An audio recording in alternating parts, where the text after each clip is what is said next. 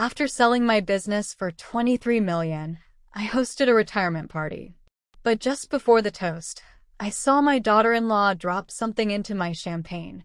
So when no one was watching, I secretly swapped glasses with her mother.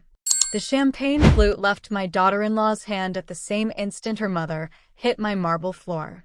Margaret's body jerked like a puppet whose strings were suddenly cut, foam purling at the corners of her mouth.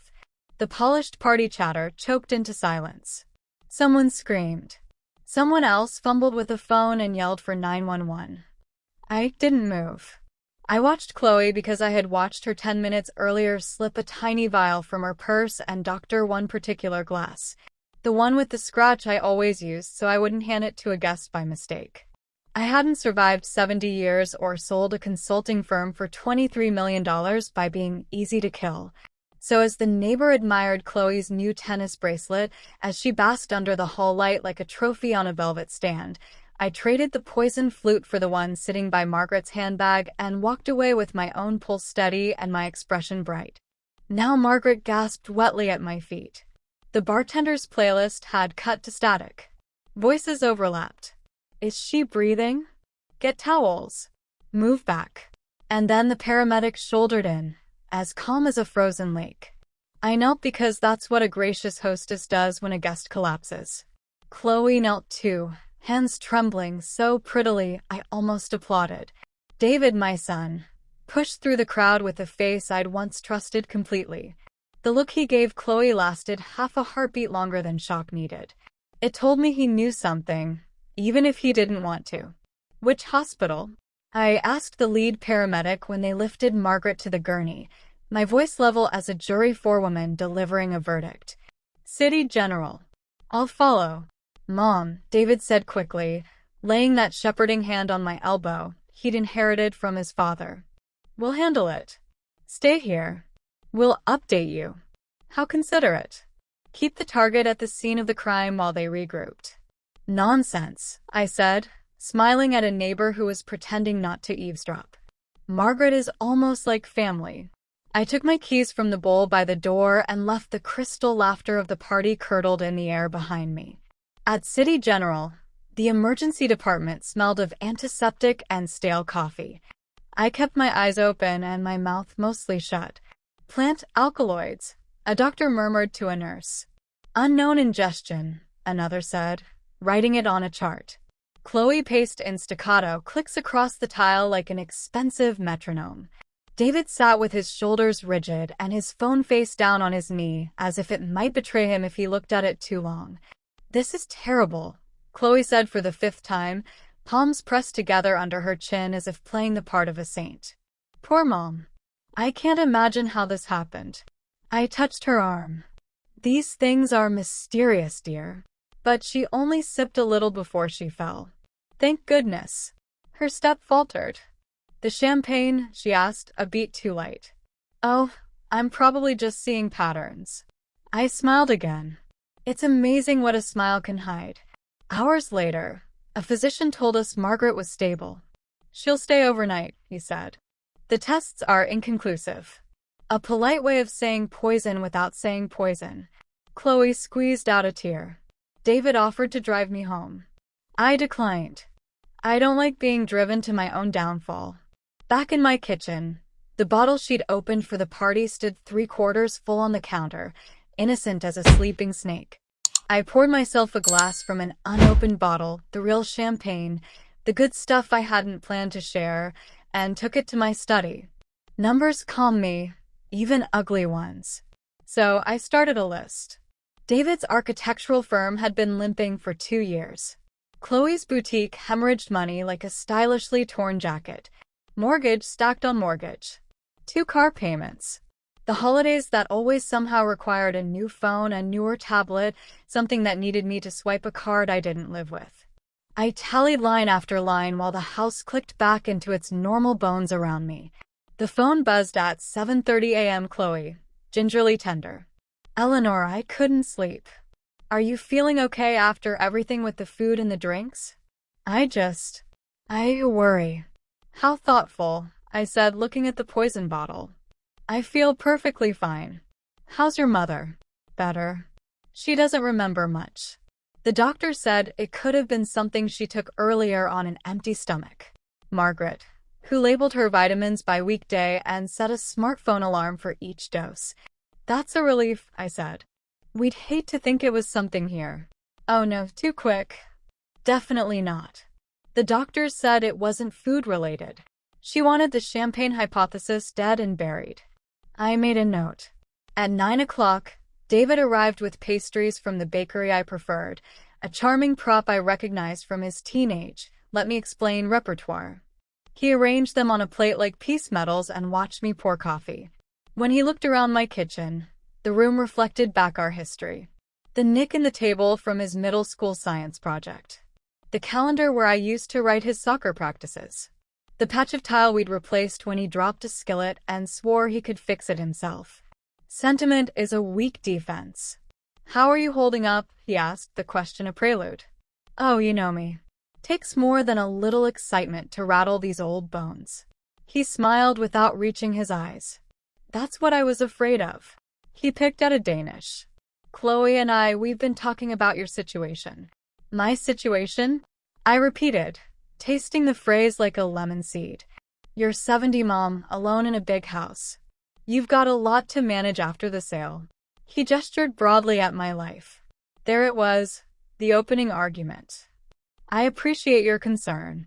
There are communities, he pressed, sliding his phone across the table to show a glossy website dripping with sunshine and silver-haired laughter. Willow Creek Estates. It's not a nursing home. It's like a resort. Spa, classes, medical staff on site just 20 minutes from us. Convenient, I said. For whom? I didn't add. There's an entrance fee, he said carefully. 400,000, but it covers everything. And the paperwork?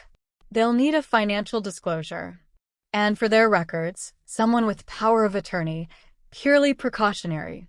He said the words the way salespeople say, no pressure. I studied my son. The little boy who used to bring me dandelions had become a man who could say power of attorney without flinching.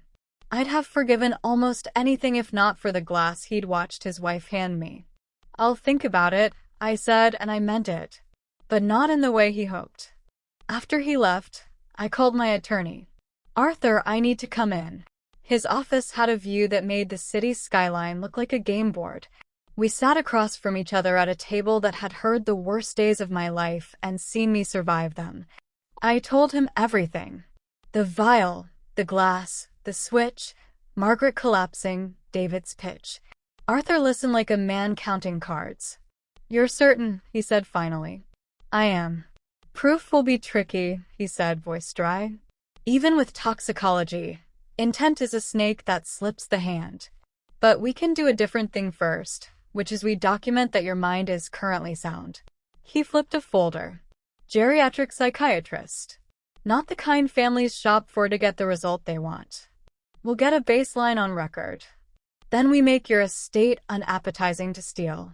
He pushed over another stack. Trust restructuring, medical directives, naming who may not make decisions for you, fraud alarms on your accounts. I breathed for the first time since the party. Control has a flavor. It's like biting into an apple that's been polished for you all afternoon and finally sinking your teeth in. There's your physical safety, Arthur added. Cameras, sensors, a panic pendant connected directly to City PD dispatch. Order all of it. On the way home, every car that lingered in my rear-view mirror looked like a shadow. Suspicion is a survival tool for older women. I called a security company. By 8 the next morning, 3 techs in unmarked vans were threading discreet eyes into my walls, slipping motion detectors under my crown molding, pairing a panic button to a dispatcher who promised me a 3-minute response. I told my neighbors I'd had package theft. That lie was easier to live with than the truth. While they worked, Arthur's courier arrived with a neat stack of documents, held together with a brass clip. My updated will, my directives, the recast trusts that would make my money as slippery as mercury to anyone but me. I signed them with a hand that didn't shake. The new will was generous to charities I love and stingy to the people who'd tried to hasten my end. David would be provided for modestly for life. Chloe was a lesson in what happens when greed sharpens itself on family. At 3 o'clock in the afternoon, David and Chloe showed up uninvited. The kind of couple who always look like they're on their way to or from good news. They didn't notice the new camera that watched them from the corner. Or maybe they did. Their eyes lingered a fraction too long. "We're worried," David began as they sat. "What happened to Margaret was horrible," Chloe finished, her voice breaking on cue. "If something we brought." "I don't think that's it," I said pleasantly. "But thank you for caring." Chloe's eyes glittered. "All the more reason to stay with us for a while, just until you're settled. We can help with everything." "What a lovely script," I said, still smiling. "And convenient." "Convenient." David's jaw tightened. "For you." I let the words sit. Then I softened because only a fool reveals what the defense has already mapped. "I'll be fine here. Besides, you've convinced me to consider Willow Creek. Let's do a tour next week." A flash of triumph crossed Chloe's face and was gone. "That's wonderful," she said. "I'll call the admissions office. They have an opening, but it'll go quickly." "I'm sure it will." When they left, they sat in the driveway for 10 minutes, faces turned toward each other in a war of whispers. I watched them on my monitor with a glass of good wine and the patience of a woman who has negotiated with men scarier than their debt collectors. Finally, Chloe made an angry call. David tried to take the phone. She turned away from him.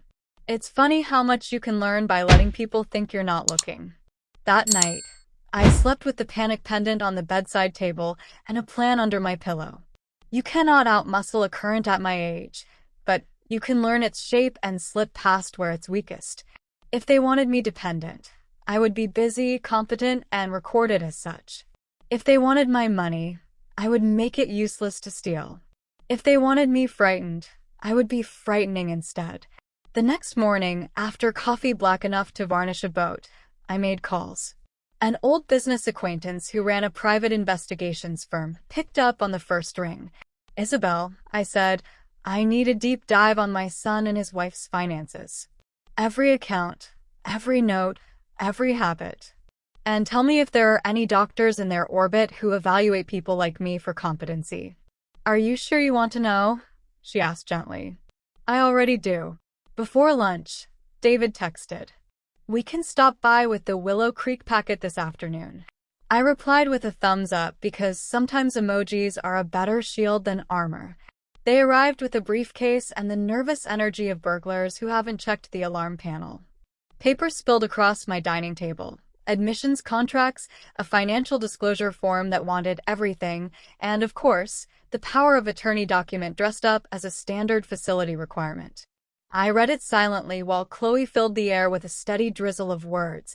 Immediate authority, broad discretion, access to all accounts. "This seems expansive," I said. "It's just precautionary," David said. "And revocable."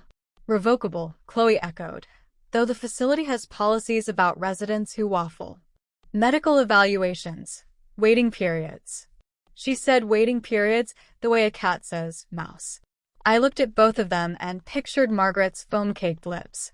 Then I pictured the glass with the scratch and my hand switching it. I felt simultaneous grief and gratitude. Grief for the son who sat across from me. Gratitude for the spine I still possessed. "I'll sleep on it," I said. Big decisions deserve morning light. They didn't like that, but they smile-nodded their way out my door anyway. When it clicked shut, I called Arthur again.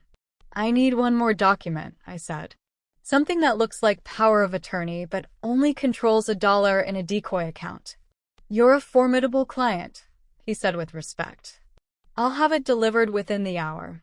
I walked the quiet house while I waited, touching surfaces I'd bought with my first real contract and my first bonus and the last raise I gave myself. My late husband's photograph looked down at me from the mantel. He'd had a gambler's grin and an accountant's caution. "You'd have loved this part," I told him, "the part where I raise the stakes and hide the chips." Just before sunset, I stood at the kitchen window and watched sprinklers stitch silver threads across the lawn. Somewhere down the block, a dog barked.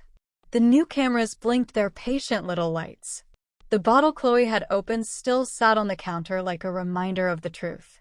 I am not safe because I am loved. I am safe because I am prepared. The phone rang. The display read, "Private number." I answered anyway. "Mrs. Vance." The voice was female, professional. "This is Detective Eva Rostova with the City Police Department. We received the toxicology report from the hospital. I'd like to stop by tomorrow to ask a few questions about a party at your home." "Of course," I said, and felt my plan click one notch forward. After I hung up, I wrote a list in a fresh legal pad. I like lists. They are the way I remarry myself to reason. 1. Meet Detective Rostova. Provide only what's necessary. Let her do her job. 2. Sign Arthur's decoy. File the real documents in the safe. 3. Proceed with the Willow Creek charade until I know exactly how far David and Chloe are willing to go. 4. Order new locks. You're not paranoid if they truly are after you. 5. Take the good champagne out of the house. Never let anyone pour me anything again without a seal broken in front of me. By the time I capped my pen, the day's fear had burned down to a clean ember of resolve. The arc from shock to action completed itself in my body. Hands steady, heart slow. Out the window, evening deepened. Somewhere in town an ambulance keened, and somewhere someone surely asked, as David had asked, "Are you sure you're okay?"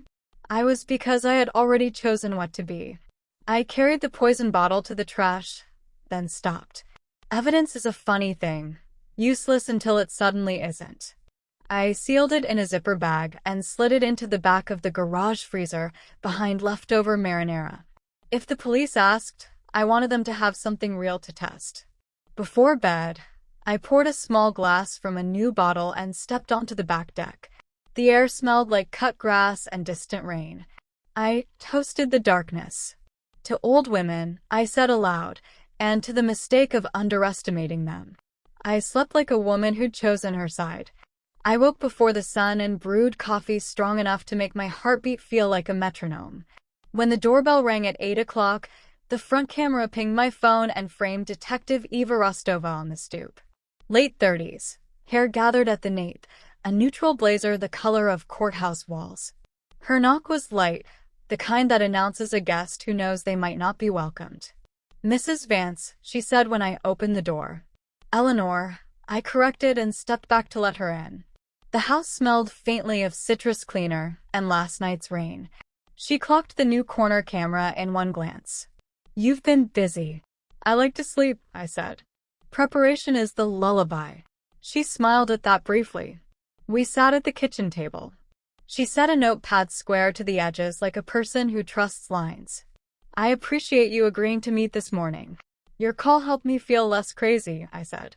"That's a service in itself. Let's start with the basics." Pen poised. "At your party, your guest Margaret Shaw collapsed after drinking champagne. Toxicology shows a cardiotoxic plant alkaloid in her system. It's consistent with aconitine. That's monkshood. It's not common." She watched my face. "Do you know any reason why monkshood would be present at your home?" "Only if someone brought it," I said. "I didn't serve it with the hors d'oeuvres." Eva's mouth ticked. "Walk me through what you observed." I told her the truth, edited for spine and strategy. I had watched my daughter-in-law handle one specific flute, the one with the scratch I used so I won't hand it to guests and pour. I had swapped flutes while she admired her own wrist. Then Margaret had sipped and fallen, and the party had turned into a tableau of noise and fear. I did not narrate my history with my son's debts or Chloe's boutique, or the long psychology of being someone people misjudge because they mistake white hair for soft thinking. I kept those details like money in a pocket no one knows exists. "Do you still have the bottle that was poured from?" Eva asked. "In the freezer." I stood and she followed me through the mudroom into the garage. I slid open the freezer drawer and reached behind the marinara. The zipper bag crinkled in my hand. I thought, evidence is a funny thing. "It is," she agreed, accepting the bag without touching the bottle itself. She tamped the zipper down, then slid the whole package into another evidence bag. "We'll test it. It may be hard to establish chain of custody in court, but it's a start." She glanced back toward the house. "And the flute with the scratch?" "Right here." I'd set it aside on the top shelf of the pantry behind a stack of serving platters. I showed her the scratch.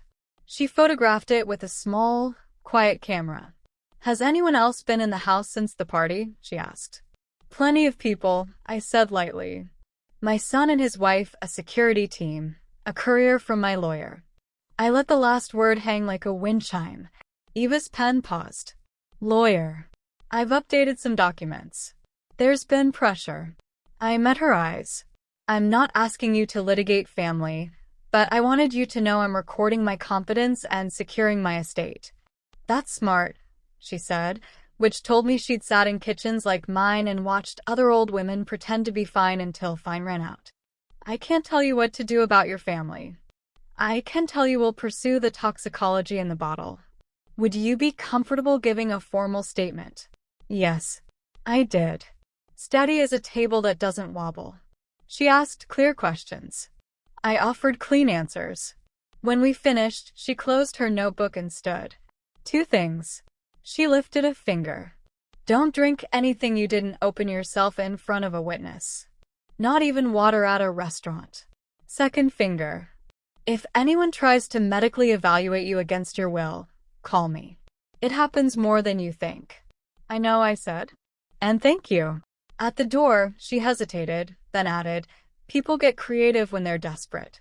If you feel pressure, financial, emotional, legal, document it." "I've got cameras now," I said, "and a stack of legal pads."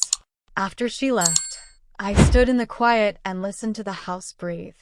The clock in the hall ticked. A truck down the block beeped as it backed up. I poured coffee and watched the front camera feed. Detective Rostova drove away. A minute later, a silver SUV turned the corner and slowed in front of my house. Chloe's car.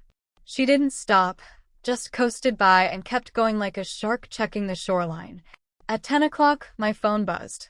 A text from Isabel Blake. "Preliminary packet ready. Can I swing by?" 10 minutes later, Isabel stepped into my study with a slim folder and the satisfied exhaustion of someone who'd taught a database to confess. She smelled faintly of wet wool and printer toner, a comforting combination. "How fast do you sleep?" I asked her. "When there's this kind of story, I don't," she said and handed me the folder. Highlights. I slid out the first page. It was a one-sheet overview, clean and brutal as an invoice. David. Personal checking below 1,000 credit cards near their limits. A business line of credit he'd rolled 3 times in 2 years. A bridge loan coming due in 3 weeks with a lender whose email address ended with a generic domain that sent up red flags. Chloe, boutique 2 quarters behind on rent. A cash advance loan with fees that made me want to salt the earth where the lender lived. An online order from 6 weeks ago for aconite root extract, herbal tincture. I stared at that line until the letters stopped marching. Isabel tapped it with her finger. "Many of these natural remedy tinctures are nonsense. Aconite is not. It's illegal to sell it for ingestion in most places, but online vendors do what online vendors do." "Can we tie it to Chloe beyond the order?" "It's shipped to a P.O. box registered to her boutique," Isabel said. "The box is paid from her business account. The delivery scan is timestamped Monday before the party." My mouth tasted like copper. "What about David?" "His firm's receivables are optimistic. His payables are real." She slid over a second page. "Also, someone did a soft pull on your credit last week. It's technically legal through some services if they check the right box that says they have a permissible purpose, but the IP address routes back to Chloe's boutique Wi-Fi." I exhaled. Not surprise. Confirmation, which is a colder cousin. "I set up monitoring on both of them," Isabel said. "Public records, court filings, new credit lines. If anything moves, we'll know." "You also asked me to look for doctors in their orbit.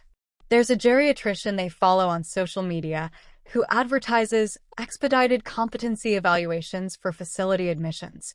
The reviews are polarized." "Convenient," I said. Isabel looked around at the cameras, then at me. "What do you want to do?"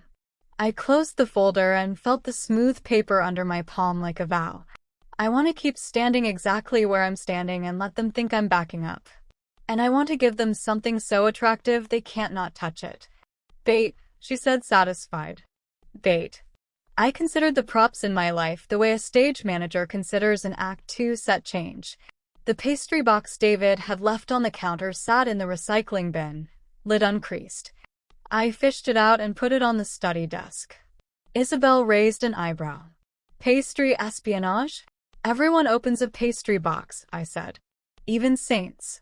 We drafted that afternoon. I opened a new checking account at a bank I didn't usually use. One branch over, good coffee, eager manager, and deposited $100. Arthur drafted a power of attorney that looked grand and sweeping, but in paragraph 4 limited authority to that single account and excluded every other form of asset under the sun. No securities, no property, no trusts. It even sunset in 90 days. The title read, Durable Power of Attorney, because names matter more than terms to people who knit schemes quickly. We set up online access to the Decoy account through a new email with a honey token, a unique address that pings if anyone tries to use it. I put the username and password on a sheet titled Financials, Temporary Login in my tidy hand and slid it into the pastry box beneath a layer of pristine tissue paper. I labeled the box Receipts and set it on the kitchen desk where I keep coupons I never use and menus for takeout I never order. Isabel watched me with a professional's affection. You're dangerous, she said. I'm alive, I answered. There's overlap. At 3 o'clock, David texted, we'll be there in an hour with the Willow Creek packet, and the admissions lady can do a Zoom to answer questions. He added a heart. The heart felt like an insult to punctuation. I wore a cardigan that makes me look soft. I put on my reading glasses and let them slide a little down my nose. Performance is not lying when it's a shield. When the doorbell chimed, the camera showed me Chloe in cream and gold, David in slate and apology. They came in on a coordinated breeze of concern. Chloe carried a leather folio that looked like it had been waiting for a meeting. David set a bakery bag on the counter out of habit, then blinked at the pastry box on the desk like a dog noticing a mirror. We thought you might want lunch, he said. I already had something, I said, cheerful. But thank you. Chloe spread the Willow Creek brochure across my table. The photos were all morning light and water aerobics, a chorus of silver-haired people with the same smile. Isn't it lovely? She trilled. And the best part is their medical team. You won't have to worry. I don't worry now, I said. I plan. She hid a flinch by producing a form. There's just a little paperwork to get you in the queue. The admissions coordinator can answer questions, but she'll need a preliminary file. On cue, her phone rang. She put it on speaker. A bright voice introduced herself as Heather from Willow Creek. We did this little dance. I asked about the entrance fee and Heather said it was fully refundable upon move-out less a small processing charge. I asked about their competency evaluations and Heather said they partnered with trusted providers. She avoided the word required. I asked whether a power of attorney was a condition of residency, and Heather said most residents find it helpful, which is how salespeople say, we make it feel mandatory.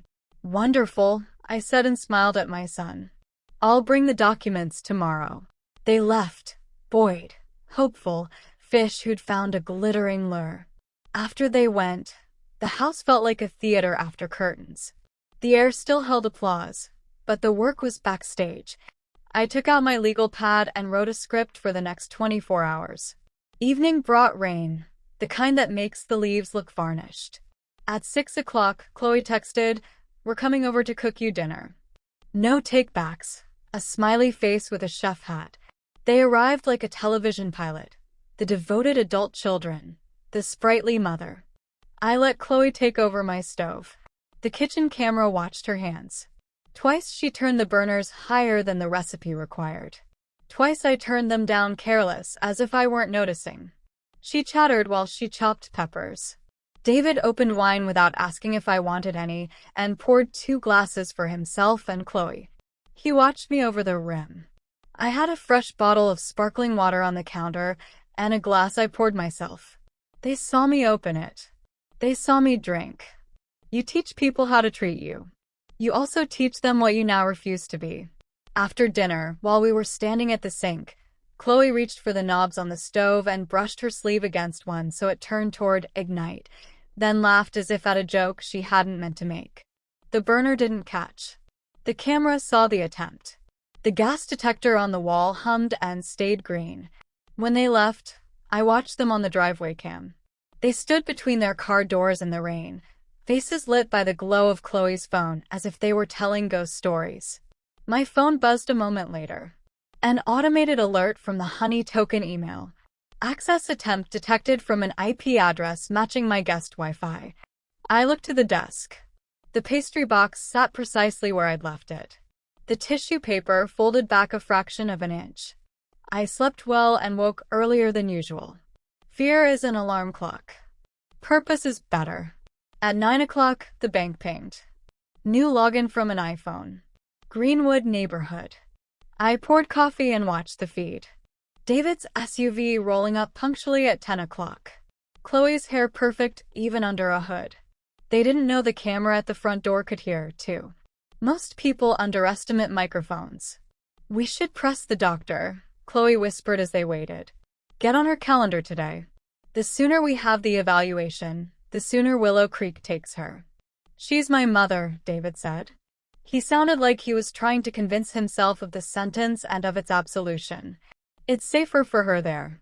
And safer for us, she said. That bridge loan. Don't say it, he snapped. And then the bell chimed. I let them in and did my little performance. Cardigan, glasses. Chloe smelled like new leather and something floral that tried too hard. They took seats like jurors about to be sequestered. I brought a folder to the table and set it down deliberately. What's that? David asked. My documents, I said. I spoke to my lawyer. He sent me a power of attorney. I know you said it was precautionary. I slid it across the table. I prefer to be the one doing the precautions. Chloe's eyes lit the way a slot machine does when it wants to keep you there. She didn't reach for the paper. She looked at David and he did. He read quickly, lips barely moving. He didn't make it to paragraph 4. They never do. This is good, he said. We can use this with the admissions office. I thought so, I said. Words can be honest and still be camouflage. Chloe cleared her throat. If you're comfortable, we can also take this to your bank so they know to talk to us. It can be confusing for tellers when... I'm not confused, I said sweetly. But you're welcome to make copies. I stood. The copier's in the study. Help yourselves. They took the folder like it was a live thing they wanted to keep from noticing it was dead. I watched them cross to the study on my phone's camera app while I wiped a perfectly clean counter. In the study, David opened the pastry box and lifted the tissue paper. He saw the neatly written username and password, and his face did a small, private thing. He took a photo. He replaced the tissue more carefully than a surgeon relays skin. Back at the table, Chloe made a show of admiring the flowers in the foyer as if the moment could hide in fragrance. We should schedule the Willow Creek signing for tomorrow, she said brightly. They move fast on those openings. So do I said. But not on an empty stomach. I glanced at the bakery bag she'd set down. What did you bring? Croissants, she beamed. From La Vie. Lovely, I said. I didn't move toward them. She laughed lightly and said, Oh, of course you don't eat before 11. She'd invented that rule just now to explain away my lack of interest. When they left, my phone buzzed again with an alert. Online login to the Decoy account. Transfer attempt initiated. A second later, another alert. Transfer blocked. Daily limit exceeded. 90 seconds after that, the Honey Token chimed with a password change attempt. Nothing would go through. Arthur had set limits so tight a gnat couldn't crawl through, and the bank fraud team had flagged anything more than $50 as a fire alarm. But the point wasn't theft. It was touch. They could not. At noon, Isabel called. They tried to move 4,800 twice. Your bank called me and Arthur as arranged. We politely asked the manager to preserve the logs. We also got the IP and the device fingerprint. Chloe's iPhone, same as last night. And David. He didn't initiate the transfer, Isabel said, but he took a photo of the login. We have that image hitting his cloud. He's not as careful as he thinks. I thanked her and hung up. I stood at the window and watched clouds muscle across the sky. I had the queer sensation of seeing my life as a set with lights warmed for scene setting. The props were in their places. The flute with the scratch behind the platters, the bottle on its way to a lab, the pastry box emptied of innocence, the cameras catching the right angles. The pinch, my mind said, naming the structure I'd used in 100 business pitches. The story's middle applies pressure. Good stories are honest about physics. At 2 o'clock, Chloe texted, "Can we swing by at 5 to take you to Willow Creek to sign? The admissions coordinator is staying late for us." She added a sparkle emoji that made me want to wash my hands. I wrote back, 5 works. Bring the doctor you like. I want everything done properly. Then I called Arthur. "They're bringing a friendly evaluator," I said. "Can you email me the cognitive assessment I took yesterday? I want it printed and stamped with the date."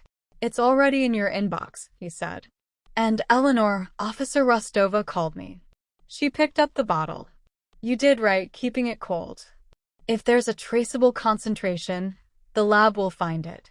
"Good," I said and felt a small, wicked joy. At 4:50, they arrived with a woman in a white coat whose name tag identified her as Dr. Evans. She had the bedside manner of a ring light. She vetoed her smile toward me. "I can do a quick screen before we go," she said. "Just to make sure you're safe to sign and the facility is comfortable. I took a full neurocognitive assessment yesterday with a board-certified geriatric psychiatrist," I said, holding out the stamped report, "for my own peace of mind. You're welcome to add whatever notes you like, but I won't be taking a new test today." Dr. Evans took the paper and scanned it. It was the length and weight of professionalism: clock drawing, list recall, executive function. It named my score in crisp numerals and included a paragraph declaring me fully competent to manage my personal and financial affairs. She made an O shape with her mouth and smoothed the page like it might wrinkle and hide an escape clause. "That's thorough," she said. I said, and the smile I gave her would have cut glass. Chloe's eyes flickered, quick as a bad poker tell. David tried to recover by tugging his jacket cuff. "We should still go sign the admission hold," he said, "just to be safe." "Of course," I said. I wouldn't want to lose my spot. On the drive to Willow Creek, I watched the world go by in slices. The nursery with mums the color of sunsets. The martial arts studio with kids in white GIs. The billboard selling reverse mortgages to people with hair my color. We pulled into a parking lot where all the cars were clean and all the trees were young. Inside, the lobby was a study in beige.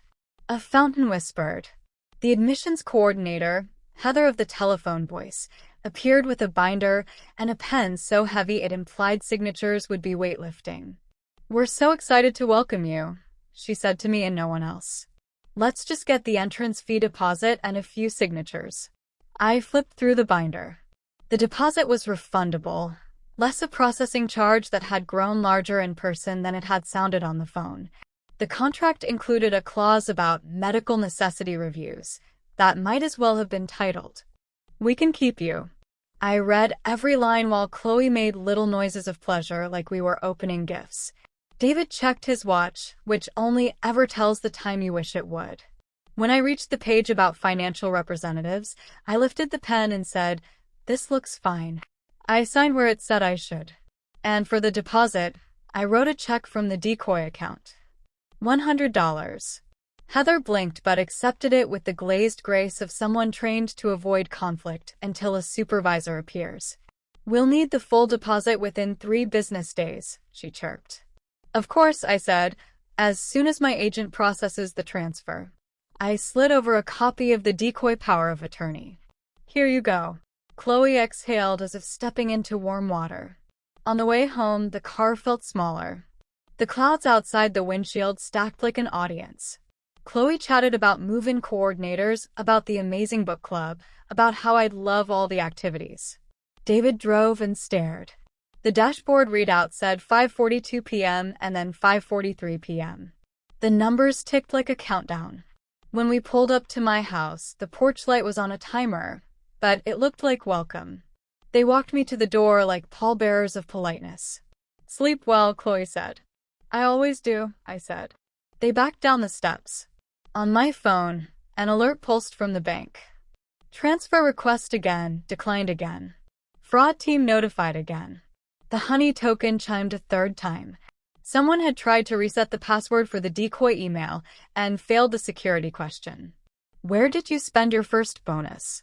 A question no one would guess because the answer was a head of lettuce I bought myself in Paris to celebrate being able to pay rent and also eat.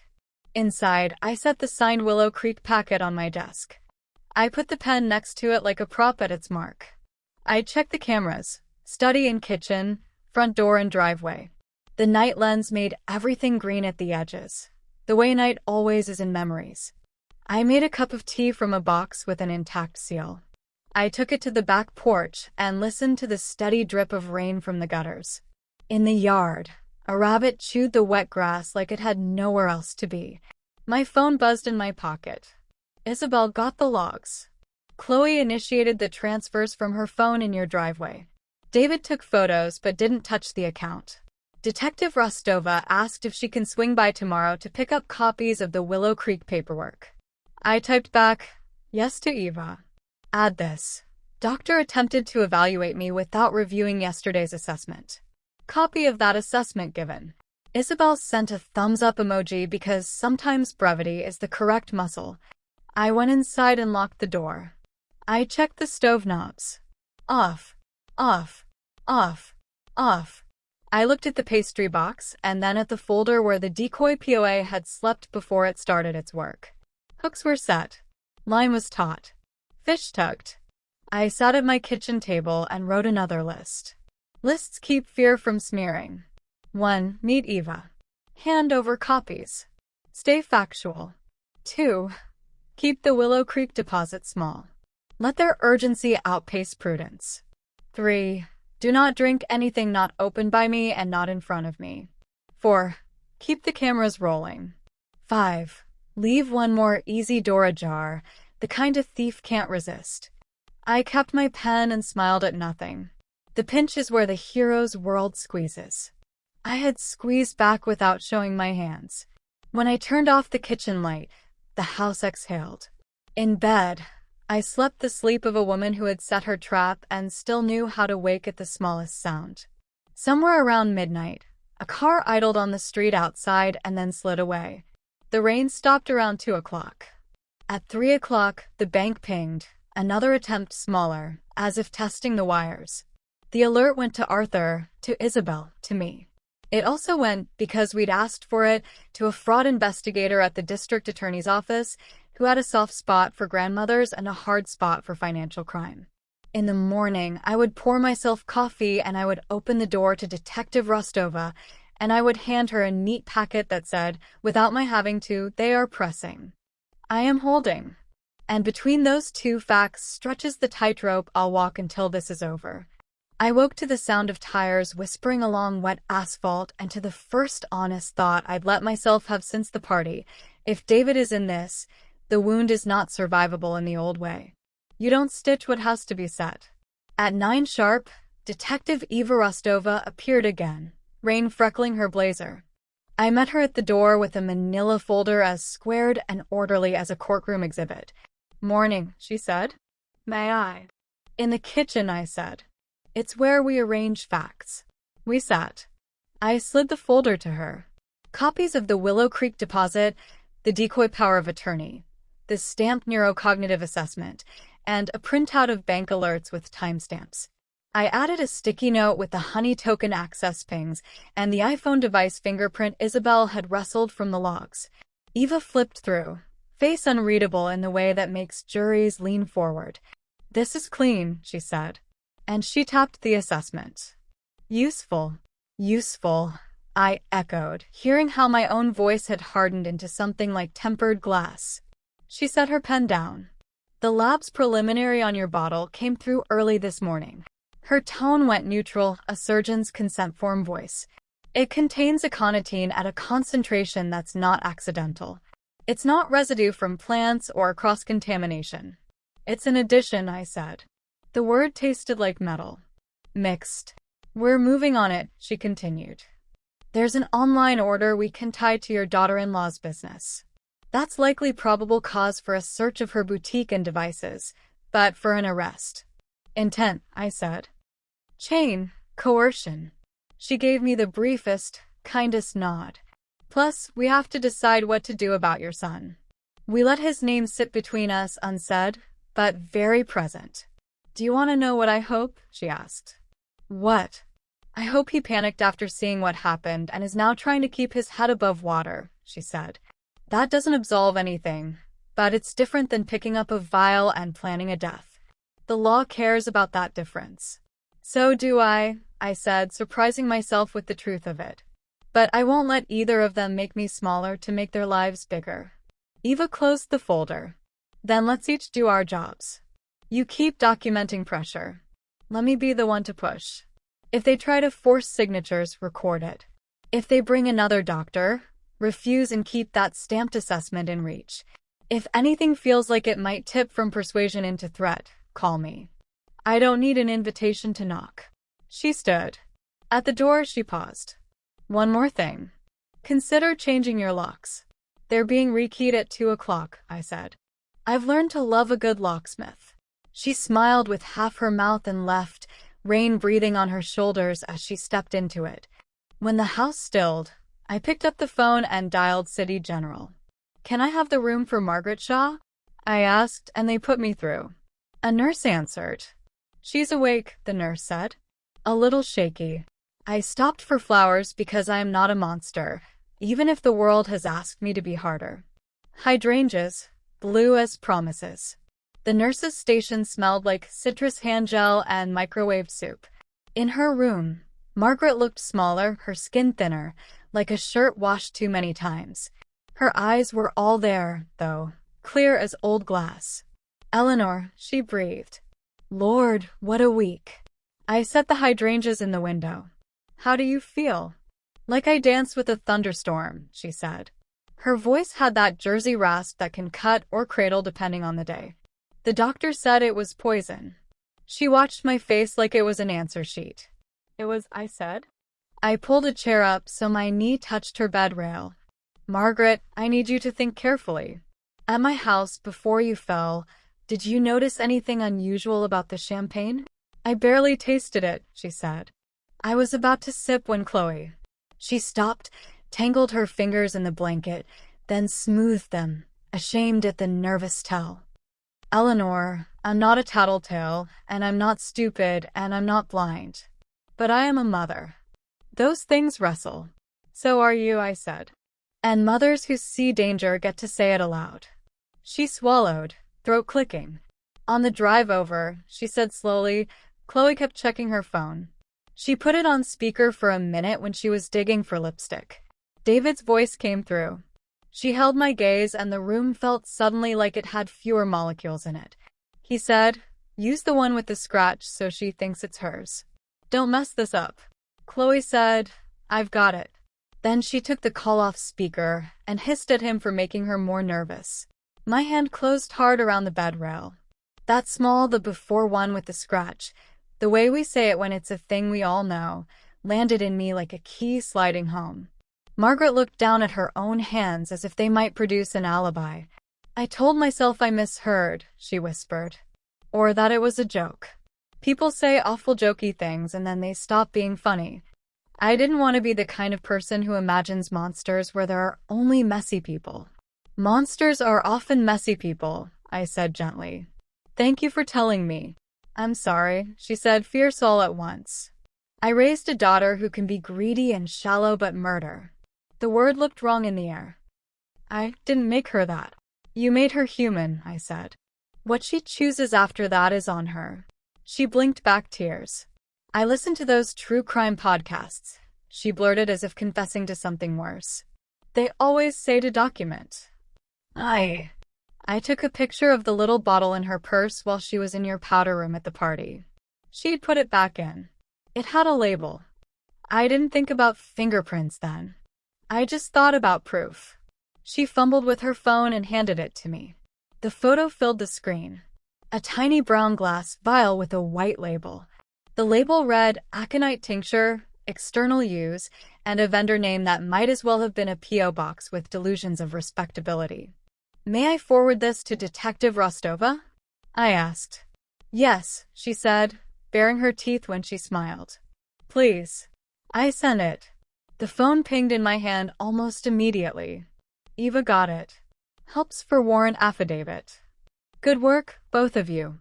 You may get a call from Detective Rostova," I told Margaret. "She's good. She'll take care with you." "I want to do what is right," Margaret said, "even if it makes Thanksgiving awful." She met my eyes. "Do you think David?" I think I needed to hear the words, "the one with the scratch," from someone else's mouth, I said. "Now I have." She nodded, the relief like a wince. I squeezed her hand and left before Chloe arrived to do her beautiful daughter rounds. Some mercies are strategic. In the parking lot, the sky had the tin color that makes you put your shoulders up. I sat in my car with my hands on the wheel and let myself feel it. Grief, like an internal bruise you only notice when you reach for something. David's voice, cool as a tile floor. "Use the one with the scratch." He'd never liked that I kept it, joked that it looked cheap in photos. A dozen small memories made new shapes and spelled a word I'd been refusing to read. I called Arthur. "Midpoint," I said because he'd heard me talk story structure too many times to not get it. "Give it to me," he said. I did. The call on speaker, the phrase, "the one with the scratch," Margaret's photo, the bottles lab results, the attempted transfers, the boutique Wi-Fi IP, the lock change at 2 o'clock. On the other end, paper rustled. "Okay," he said at last. "You're right. We're at the turn. Defense to offense. If you want to set a sting, we can do it without stepping outside the law." "I do," I said. It felt like saying "I do" at an altar and also like signing a delivery receipt for a package with a snake in it. "We'll coordinate with Detective Rostova," Arthur said. "She can entrap. You can entrap. But you can document. I can host a signing here for something that looks like it gives them everything. You forget a copy in your bag. They find what they think they need to execute additional transfers. Meanwhile, we make sure the only thing they can touch is theater." "Said it," I said. My voice sounded like it came from a woman I had only just become and who had been there all along. I called Isabel next. "Pull the thread on David's bridge loan," I said. "Who holds it, and what happens if he defaults?" She whistled softly. "A guy named Finnerty fronts it," she said 10 minutes later, calling me back before I'd even finished checking my mailbox. "He's a face for a lender that looks like a holding company with a mailbox in Delaware and muscle in Union City. 3 weeks to due date. There's a clause that if he misses, they can confession of judgment him and sweep his business accounts. They've done it to others. So," I said, "if he doesn't deliver something large and liquid by then start knocking." So she agreed. Desperate people make bolder plays in week 3. "Good," I said, and meant it the way a chess player means seeing an opponent overcommit a queen. Back home, the locksmiths arrived. 2 young men who smelled like graphite and rain and called me ma'am, but were competent enough that I forgave them. They changed the deadbolts, rekeyed the back door, and showed me how the new keypad entry logged every code use with a timestamp. "Consider it a diary of who loves you enough to show up," one said, not unkind. After they left, I stood at the kitchen island with a yellow legal pad and wrote the sting the way I'd write a project plan.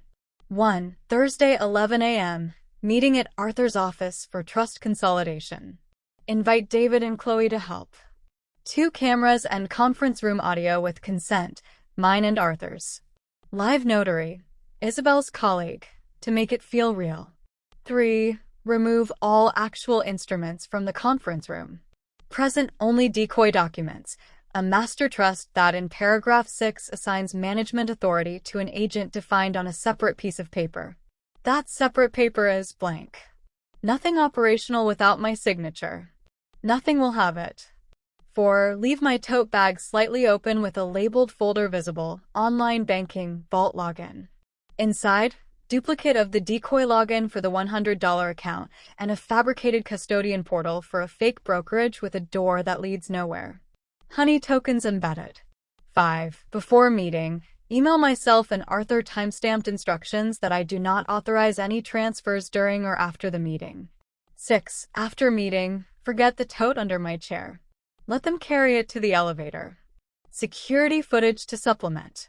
7. Call Eva from the curb. Let her know we may have movement. I added a note at the bottom.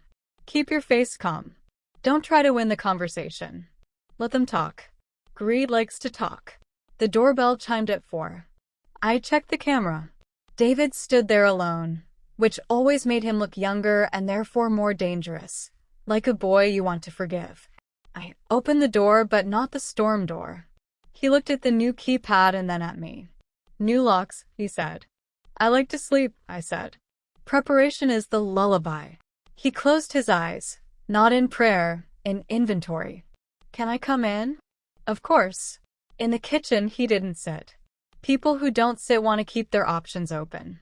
Mom, he began, and the single syllable had a history to it. I know this week has been dramatic. Life is tone, I said. This one's minor key. He tried for a smile and abandoned it. Chloe is flailing, he said. She's scared about her mother. And when she's scared, she blusters. She pushes. Does she order poison on the internet when she's scared? I asked without heat. He flinched as if I'd pushed him down a step he hadn't seen. She told me it was a homeopathic thing, he said, feeble. She said you were under stress and something gentle might. David, I said, and the name was a door closing. He swallowed. I panicked, he said softer, about everything, the business, the loan, the timing with your sale. He rubbed his forehead as if there were words written under the skin he could smudge into new meanings. I said things I shouldn't have said on the phone. Things that sound awful if you take them out of context. Like, use the one with the scratch? I asked. He looked up. The color went out of his face in a neat, even way, like grayscale descending. She told you. She didn't have to, I said. Margaret did. He put both hands on the counter and leaned. I never wanted. He stopped. I waited. I've learned that the words that follow I never wanted are the honest ones. I never wanted you dead, he said. And there it was, a sentence that made me feel the cold of the tile through rubber soles. I wanted you safe. We're out of rope, Mom. Willow Creek. It's structured. It would mean we could help. Help yourself, I said. He didn't argue. That did more work than any protest might have. We looked at one another like two people at either end of a bridge that is going to fall and who are calculating whether to run or to kneel and hold on. I'm going to Arthur's tomorrow, I said at last, to consolidate accounts. It's time for less scatter. Relief and greed rose on his face like two tides, surprised to be synchronized. Do you want us there? To make sure everything gets executed. Please, I said, as if I had forgiven something.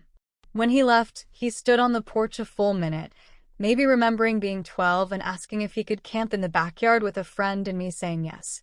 The porch light caught the new key cylinder and made it shine hard as a coin. That evening, I called Margaret again, not because I needed anything, but because I needed her to know she hadn't thrown her words into a void. She sounded stronger. I told the detective exactly what I told you, she said. I thought my mouth would dry up, but it didn't. It felt like I'd been saving water. Good, I said. There's more to do. But you've done something solid. Do you hate her? She asked, small for the first time. I don't have room for hate and strategy at the same time, I said. I'll hate later if there's any left over. After I hung up, I set the stage. I ironed a blouse so crisp it could be a boundary. I put my assessment copy in a leather folder with my initials. Territory marking. I charged my phone and my panic pendant, set the charger in my purse like a talisman. I moved the pastry box to a more obvious shelf and tucked a different sheet inside. This one, a printed passwords list that led only to dead ends. The cameras watched, tireless little witnesses. I slept poorly, not because I was afraid, but because my mind kept rehearsing the pauses, what to leave unsaid, when to let silence work. I dreamed of the flute with the scratch, not in my hand, but in David's, his thumb finding the familiar nick as if he'd made it himself. Morning arrived the way morning always does, indifferent than helpful. I put on the crisp blouse, trousers that made me feel like a blade, and the cardigan that makes other people mistake me. I drove to Arthur's office with both hands on the wheel and the radio off, a habit I've developed when I need to hear myself. The receptionist offered me water. I declined. Arthur met me in the hall with a smile that had steel in it. "Conference room A," he said. "Our set." Conference room A was all glass and city view, and the kind of silence that says bills get paid here. The notary Isabel had source sat neatly at one end, pen uncapped, stamp ready, cheeks pink with the earnestness of people who respect paperwork. The document sat in a stack that smelled faintly of ink and strategy. "Eleanor," Arthur said, handing me a sheet. "This is the memorandum of understanding we talked about," which was to say a document about documents, clean, impressive, operationally inert without a missing page that did not exist. We just finished the walkthrough when the glass door opened and David and Chloe arrived. She wore ambition as perfume. He wore apology as a jacket. The notary rose with the ritual respect we reserve for the theater of signatures. "Good to see you both," Arthur said, voice pastoral. "We'll keep this simple." We did. We kept it simple in the way a fisherman keeps bait wiggling. Arthur explained that we were consolidating instruments for ease of management and that temporary agency would allow a seamless transition during any medical episodes, at which point Chloe made a sympathetic sound that earned her no points. I signed where it didn't matter. I initialed pages with importance-laden headers whose paragraphs were diet versions of reality. I slipped my tote bag under my chair and left the folder labeled Online Banking Vault Login visible enough to be a rumor. Greed likes to talk. I didn't try to hurry them. I let David ask procedural questions in a voice that made it clear he understood none of them and intended to understand even less. I let Chloe praise the wisdom of getting ahead of the mess and say, "We just want to help," in a tone that used help like a synonym for hold. I kept my face calm. I let silence show them their outlines. We were nearly done when Arthur stood to grab the client copy of the agency definition, and I stood too, following him to his office as if that were required. I left the tote under the chair. Through the glass and the reflection of the city, I watched David lean down, slide his hand into the bag, and lift the folder just enough to see the label. He didn't take it. He didn't have to. Phones are cameras, and cameras are confessions. He snapped a picture of the first page. Username, password, a fake portal URL that would take him nowhere but to an investigator's attention. Chloe touched his sleeve. He slid the folder back, careful as a man who has decided what to do next. His face in the glass looked young and old at once. We returned. Arthur handed me a blank sheet titled Agency Designation and said, "We'll finalize this next week," as if we had to schedule anyone but us understood. The notary stamped the memorandum with a satisfying mechanical thunk. Courtrooms don't own all the theater. In the elevator afterward, I realized I'd left my tote. "Go," Chloe said too quickly.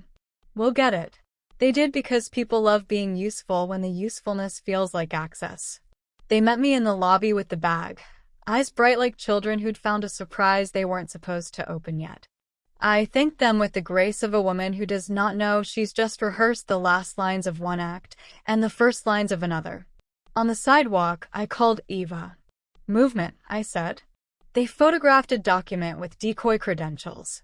"Expect noise at the bank and at a fake brokerage URL within the hour." "Got it," she said. "We have fraud at the DA on alert. And I've filed the affidavit for the boutique warrant. The judge is on lunch, but I'm optimistic." "Good," I said. Also, Margaret's statement contains the phrase, "the one with the scratch." It's in your inbox. "Solidifies our narrative," she said. And a cop using the word narrative always steadies me. I went home and made tea from a sealed bag. I sat at my kitchen table and listened to the house settle and to my own breathing and to the faint hum of a day that had shifted under its own weight. At 2:17 p.m., the honey token pinged. Decoy portal accessed from a Greenwood IP, David's phone. At 2:20 p.m., the bank alert chimed. Attempt to add external account blocked. At 2:28 p.m., A browser agent matching Chloe's boutique iPad tried to log into the custodian portal.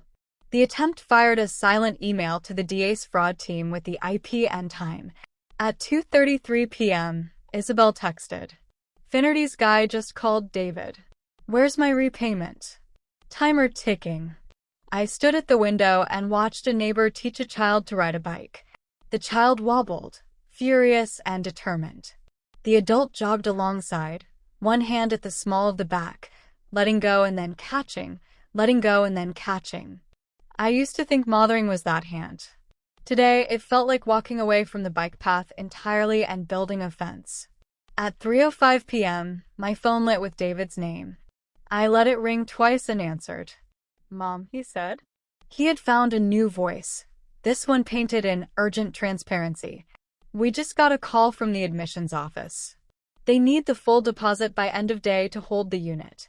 I wrote them a check yesterday," I said mildly, "for the deposit." "It was a placeholder," he said.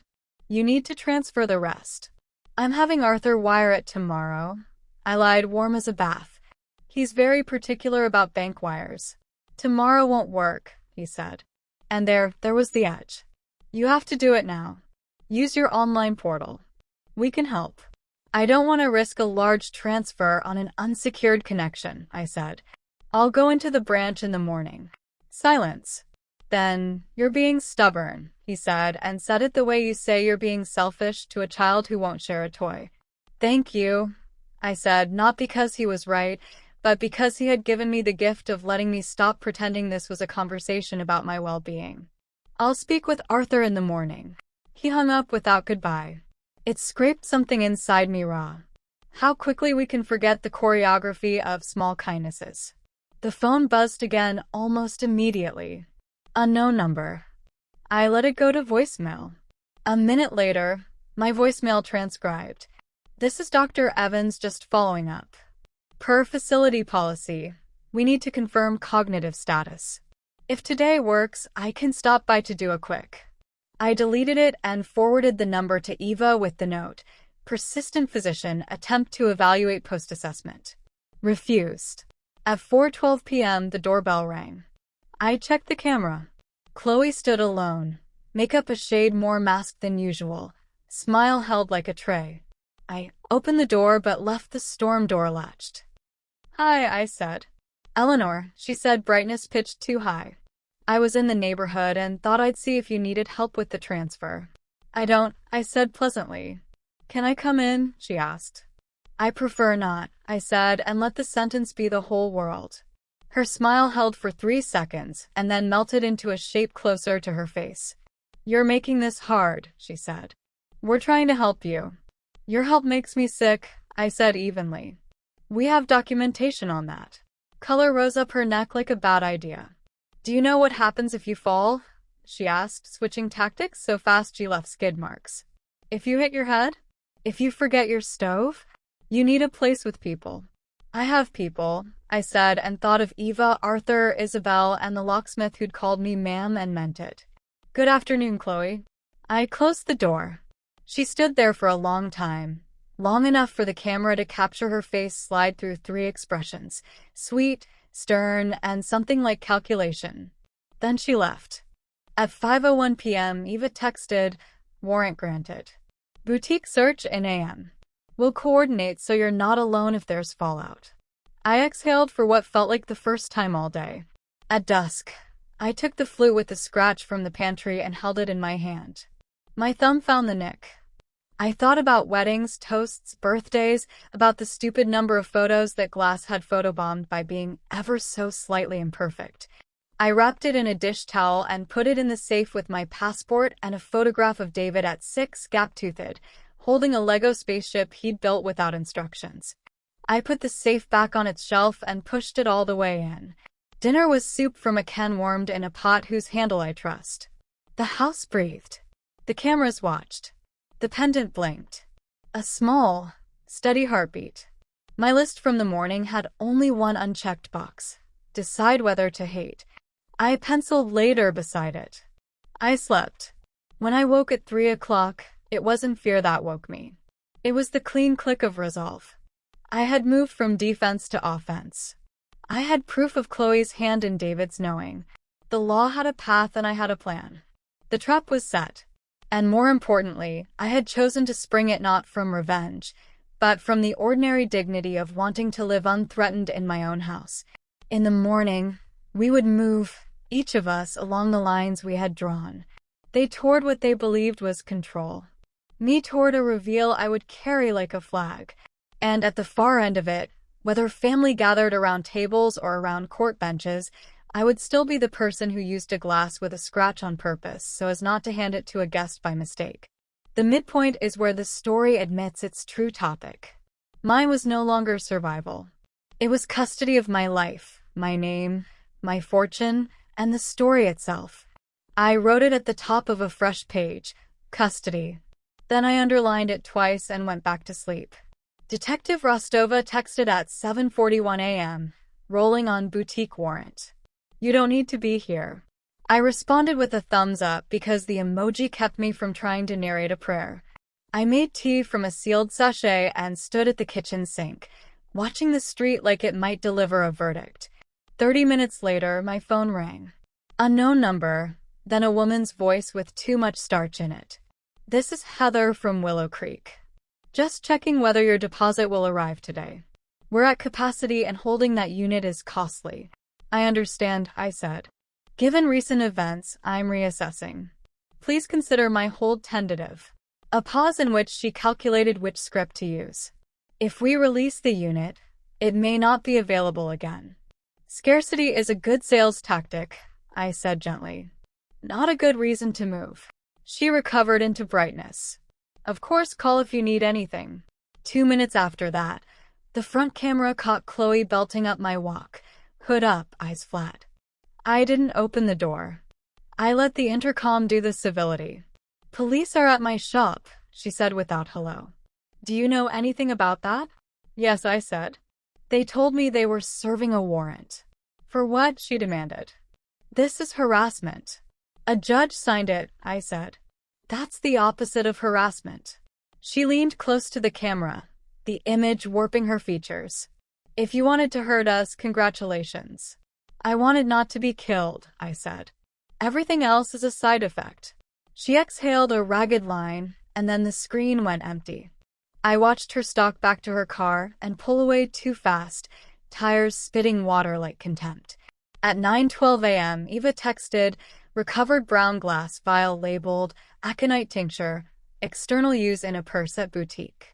Also shipping docs to P.O. Box and browser searches, aconite solubility alcohol, monkshood toxic dose adults, how to mask bitter taste. Well, image devices. I sat down because my knees had opinions. By 10 o'clock, David called. I answered because avoidance is rarely strategy. They're raiding the shop, he said, voice tight and childlike. They're executing a warrant, I said. And they have reason. Reason? His laugh broke in the middle. Mom, this is getting out of hand. Chloe didn't.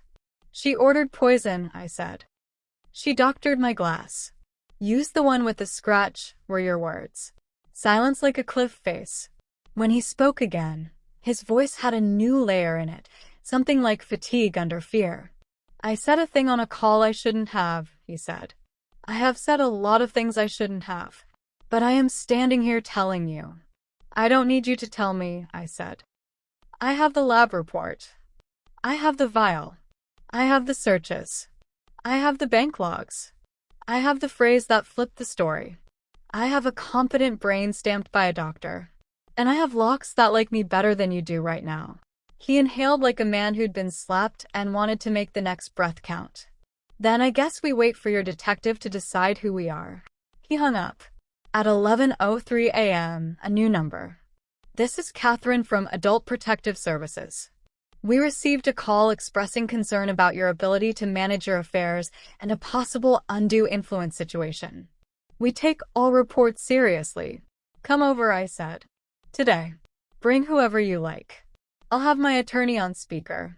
I have coffee I won't offer you because I don't pour for strangers anymore. She arrived at noon with a colleague and the kind of tote bag that says, "We visit hard houses." I met them with my stamped assessment, the new camera feeds on my tablet, the locksmith's receipts, and a list of the last 2 days' visitors. I also had a copy of my updated directives that specifically excluded David and Chloe from medical and financial decision-making. Catherine read, nodded, asked questions tuned to catch cognitive fray. I answered with the ease of a woman who had sold a company and kept its books straight through 3 recessions. They looked around my house and saw safety. No loose rugs, working smoke detectors, a gas detector with a green light. They saw power and agency made visible. Given what you've provided, Catherine said, we're closing this out as unfounded. Would you like us to note in your file that any concerned relative visits should be coordinated with Detective Rostova? Yes, I said. And for the record, the physician who's been circling me is not welcome without my prior written consent. She wrote that down, smiled, and left me with a card that had both a direct line and a first name written in ink. I put it in the leather folder with my initials. Territory marked. Isabel called next. Boutique cameras captured Eva's team bagging your daughter-in-law's purse. She tried to argue the vial was topical and for aches. They bagged her phone, the store iPad, and a little spiral notebook with a list of to-dos that includes Dr. Eval, Willow Creek paperwork. Lists are honest, I said. Finnerty's man pinged David again, she added. I got a transcript of the voicemail. We're not a bank. Don't make me come looking. He's not subtle. Good. Subtlety is hard to prosecute. At 2 o'clock, Eva knocked. I opened the door and let the quiet authority of a good detective steady the room. We imaged the boutique devices, she said, sitting at my table like a colleague instead of a cop. Found browser history that lines up with our timeline. The phone shows your decoy portal attempts. The iPad tried the custodian link. We'll get the rest from the forensic unit in a day or 2. What about David? I asked. He's on the edges of the digital trail. Photographs of your decoy credentials, admissions emails, texts about holding the unit. The call from the car with the scratched phrase is hearsay unless Margaret testifies, which she said she would. If he puts himself in an interview chair and tries to do the noble lie, we'll let him. Will you arrest Chloe? Not today, she said. We want to finish the imaging, get lab confirmation on the vial contents, and wrap the financial attempts into a cleaner package with the DA's fraud unit. The picture is getting coherent. We're tightening screws. Pinch, I said. That's the story term. Eva smiled like she didn't want to but had to. Pinch then. Meanwhile, you should expect escalation. People under pressure accelerate the last trick they believe will save them. As if on cue, my phone lit. Chloe. I let it go to voicemail. Eva nodded at it. Don't engage alone. If they show up, call me. If you consent to recordings in your home, your cameras are lawful. Keep your premises monitored, sign visible. It's on the front window, I said. Big as a sermon. She stood. We're getting there, Eleanor. We are, I said, and felt the relief sit somewhere behind my sternum like a warm stone. When she left, the house settled into a kind of purposeful quiet. I made soup and didn't eat it. I sat with my legal pad and wrote the next plan like I was drawing a map of a familiar city. Sunday brunch invitation from Chloe just pinged. Subject line, family hearts. Accept. Probable setup for at-home notary / Dr. Evans for urgent POA so we can help with the deposit. Let them bring the notary. Insist on my copies. Use decoy paperwork only. Call Eva to stage in the neighborhood. We're the pendant. Keep the assessment in reach. Keep the camera angles clean. If they push, let the push show. Don't cry. Don't explain. Say no simply. If they threaten with, we'll call someone, say call Detective Rostova and hand them the card.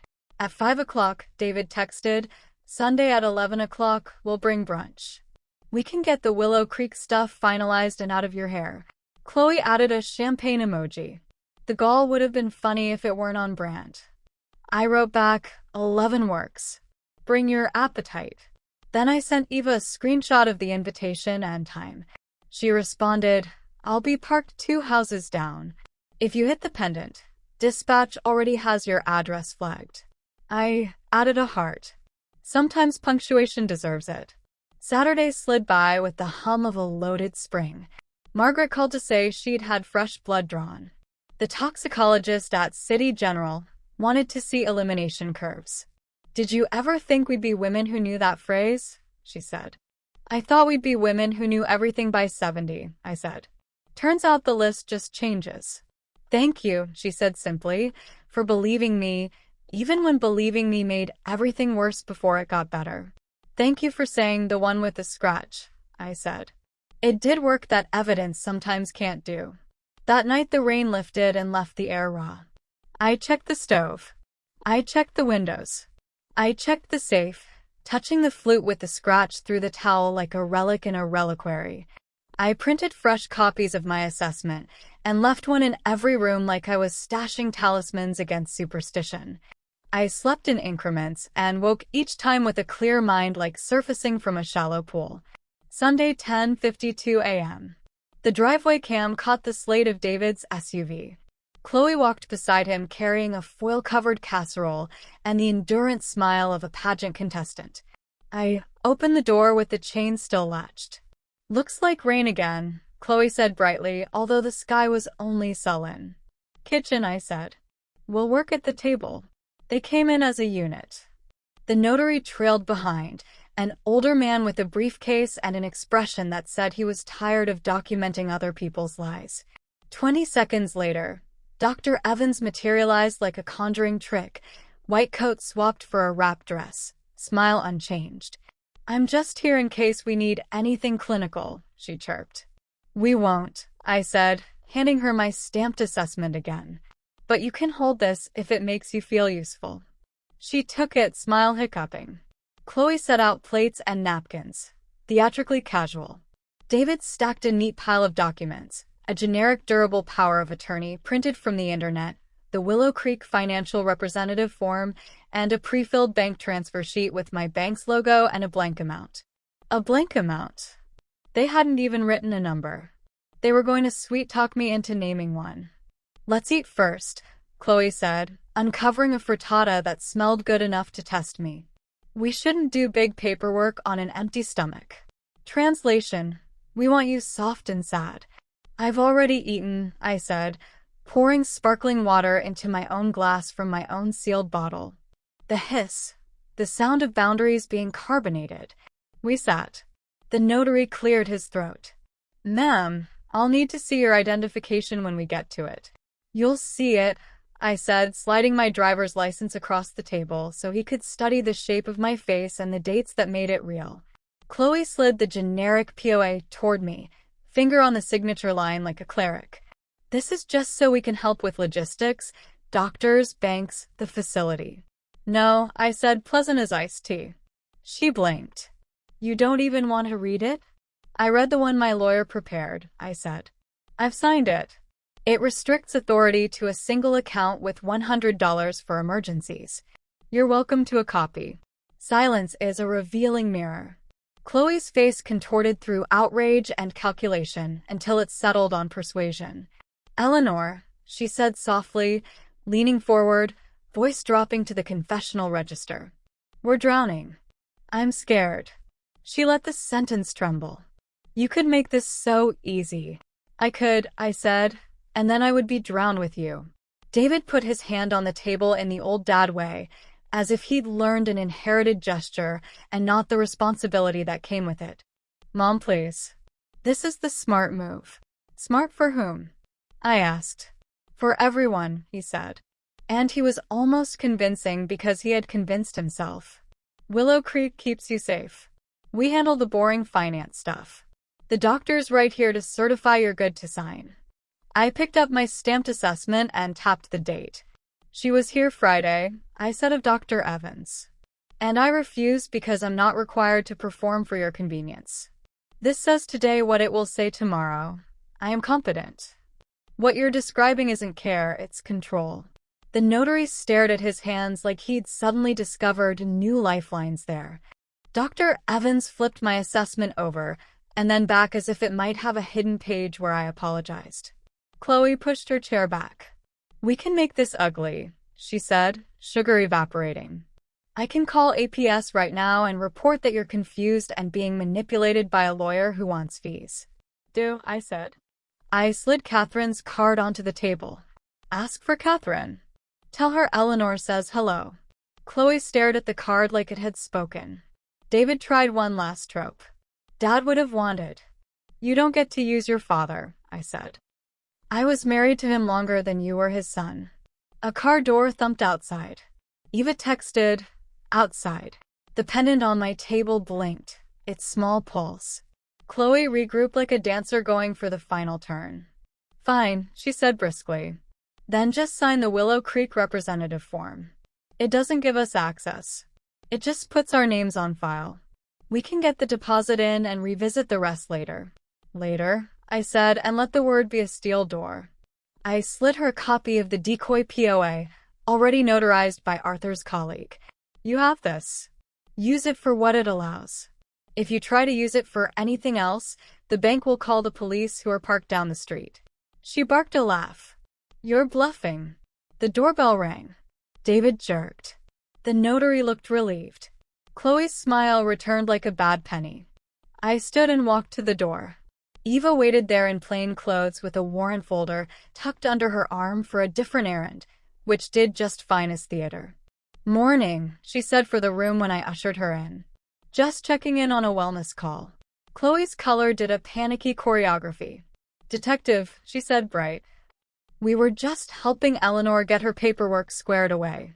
I can see that, Eva said mildly, glancing at the generic POA, the bank transfer sheet, the facility form. All three at once. Efficient. I've declined, I said. And that's the end of it, Eva said, not breaking eye contact with Chloe. Right. Of course, Chloe said, every letter gritted. Good, Eva said. She looked at the notary. Sir, you're fine to leave unless they need you for something they both want. Doctor, unless there's a medical emergency, you're not needed. Dr. Evans went very still. Of course. I was only what? Eva asked. Detective voices are like scalpels when they're used right. Only making sure Mrs. Vance had support, she said weakly. She does, Eva said.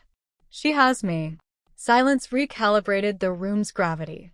Chloe stacked her papers with movements, so measured they were a tantrum in slow motion. David swallowed, gave me a last look that tried to find the boy I'd once bandaged, failed, and looked away. They left with their casserole and their blank transfer form and a notary who would probably retire after lunch. Eva stayed, hands in her pockets, shoulders easy. They'll try something else, she said. I know, I said. But we've closed the easy doors. And open the right ones, she said. For us. I exhaled. What next? Lab final on the boutique vial tomorrow, she said. DA fraud is drafting charges related to the unauthorized access attempts. If the vial matches the bottle, we'll add attempted poisoning. I'll invite them for interviews before we move. Gives them a chance to choose their path. David might try for a noble lie, I said. Chloe will perform innocence until it cracks. Eva nodded. Let them. We build with what they give us. After she left, I washed the 2 untouched plates and set them in the rack to dry. The motion calmed me. Ordinary tasks are scaffolding. I wiped the table. I put the stamped assessment back in my leather folder. I put Catherine's card behind a magnet on the fridge like a family photo. I wrote a short list because lists are how I refuse to drown. 1. Email Arthur. Summary of today. Request that he be present for any future family meetings. 2. Send Eva the ring cam clip of Chloe threatening APS. 3. Call Margaret. Tell her we got through brunch intact. 4. Put the casserole in the freezer as evidence or petty revenge. Decide later. At dusk, David texted, I'm sorry. I stared at the dots that followed and didn't resolve into more. I typed, I believe you're sorry for this being hard, not for what you did. He didn't write back. I took the flute with the scratch out one more time, not to enshrine it, but to hold it like an artifact of a vanished version of my life. I slid it back into the safe and closed the door on it and the past. That night I slept 4 hours straight and woke with the sensation of a vice tightening, not on me, but on a set of choices that were running out of table. The pinch had done its work. The next beat would be the one where the story pretends I've lost. I could feel it lining itself up. A last push, a show of power, a signature that isn't what they think it is. I made coffee and wrote one last line on my legal pad, a promise to myself as much as a plan. Let them think they've won long enough to show everyone how they tried. Monday started with a text that felt like a hinge. Eva at 7:06 a.m. Lab final on boutique vial matches aconitine in your bottle. We're drafting charges.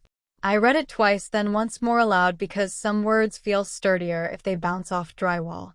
The second text came at 8 o'clock on the dot, as if Commerce had set an alarm. Heather from Willow Creek. Just checking, last day to fund the deposit. We can accept a cashier's check at your bank if that's easier. Easiest thing in the world, I said, and my voice was a soft blanket on a coil of wire. Let's meet at the Maple Glen branch at 1 o'clock. She brightened like an LED. Perfect. I hung up and called Arthur. Finals in, I said. They want a cashier's check at 1 o'clock. Good, he said. I'll loop in the branch manager and DA Fraud. We'll do this without theatrics. We'll do it with just enough theatrics, I said. They need to think they win before they lose. Spoken like a person who's raised venture money.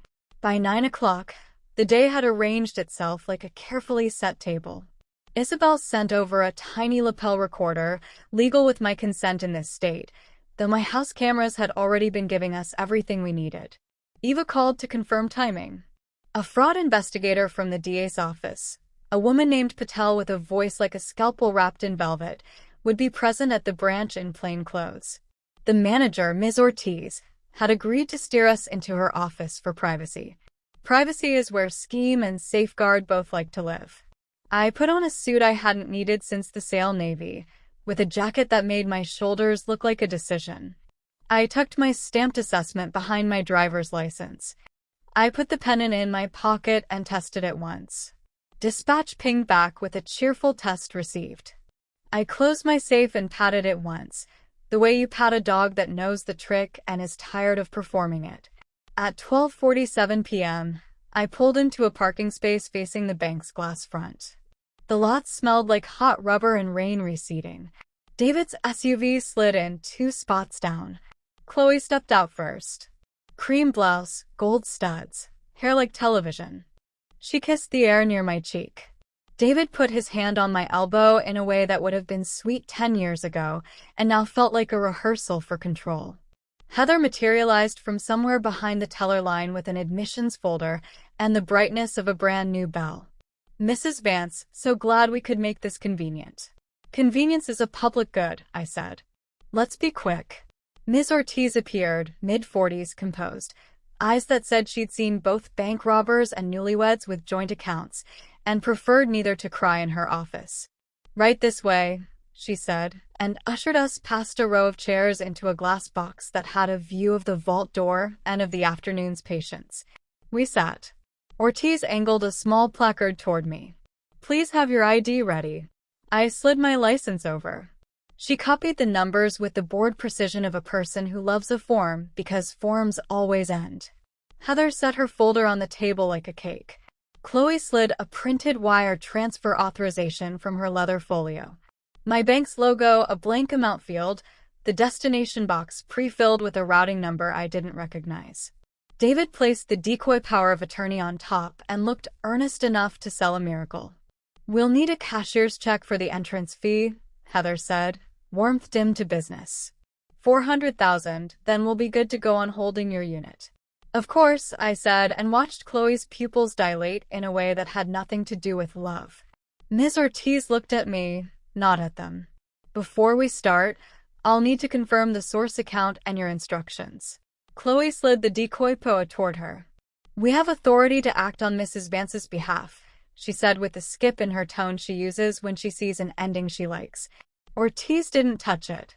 Power of attorney can authorize an agent to request a cashier's check, but the principal, she inclined her head toward me, has to confirm unless we have other documentation. Also, our legal team reviews specific language before honoring new instruments. Of course, David said too quickly. We can have Mom confirm. She wants this. I smiled at Ortiz. I'm here. I want this, I said, and then let the sentence sit like a rug over a trapdoor. Ortiz nodded and turned to her keyboard. From which account will we draw the cashier's check? Chloe inhaled to say all of them, and caught herself. Her primary checking, she said sweetly. We don't have the number handy, but we can sign whatever you need. We'll start with the account ending in 4821, I said like I was trying to be helpful. It was, of course, the $100 decoy. Ortiz's face didn't move, but her eyes did that tiny kink that says a person is enjoying their work in a quiet way. She typed, clicked, and said, I see the account. Balance $100. She offered the kind of neutral smile banks use when they've watched marriages end.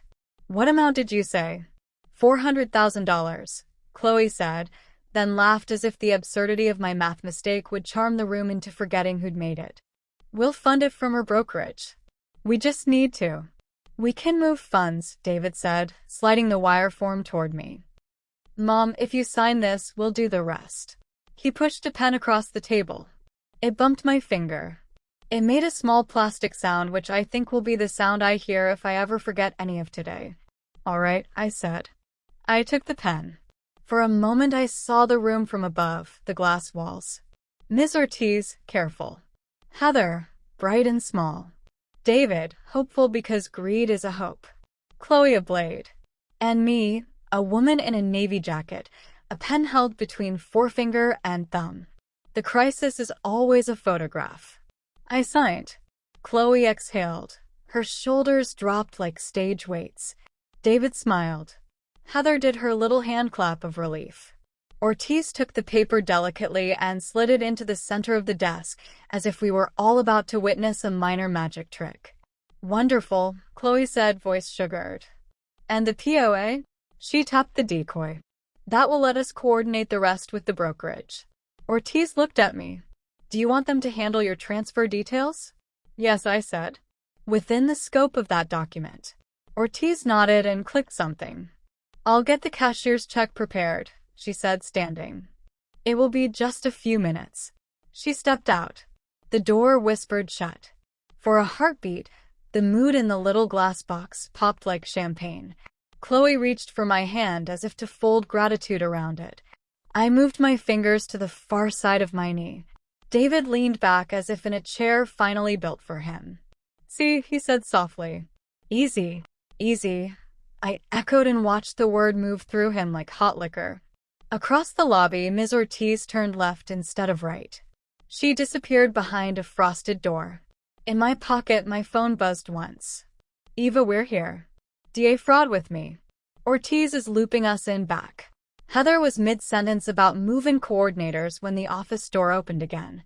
Ms. Ortiz returned with a white envelope and another woman with a lanyard. Patel, unassuming, tired eyes, blouse in a color that looked like trust. And Eva, civilian clothes, badge nowhere visible, just a noticeable gravity she never takes off. Apologies for the delay, Ortiz said. Before we release any instrument this size, our fraud unit reviews the underlying authority. She looked at the decoy document as if it were a museum piece. This power of attorney is limited to an account ending in 4821 and expires in 90 days, granting no authority over brokerage or other assets. We will honor it exactly as written. Silence in which Chloe's face became an equation that refused to solve. Ortiz held up the envelope and tapped it once. Here's your cashier's check from account 4821. She slid it across the desk to me. It was for $100. The check looked small and honorable. Is this a joke? Chloe asked. The sweetness flushed from her voice. It's a cashier's check, Ortiz said, drawn against the account the instrument authorizes. You can take the rest from her primary, Chloe said. She signed the wire. Patel's voice came in soft. She signed a wire form with no source account indicated and no amount written in by her hand, she said. Any attempt to use it to move funds from a restricted or unrelated account would constitute an unauthorized transfer. Your login attempts over the weekend from your boutique iPad and your phone to an account not in your name resulted in internal flags. We have those logs. Chloe laughed, a high, wild sound. We were trying to help her. Eva took a small step forward. The room's air changed temperature. You ordered aconite, she said, conversational as if identifying a perfume. You mixed it into champagne at Eleanor's home. We have the lab results on the bottle from her kitchen. We collected a matching vial at your boutique this morning. We have search terms from your devices. We have bank attempts on an account you photographed from her desk and another you accessed trying to reset passwords for a custodian portal that doesn't exist. And we have the phrase, use the one with the scratch, in a sworn statement from your mother. Chloe went still in the way prey does before it bolts.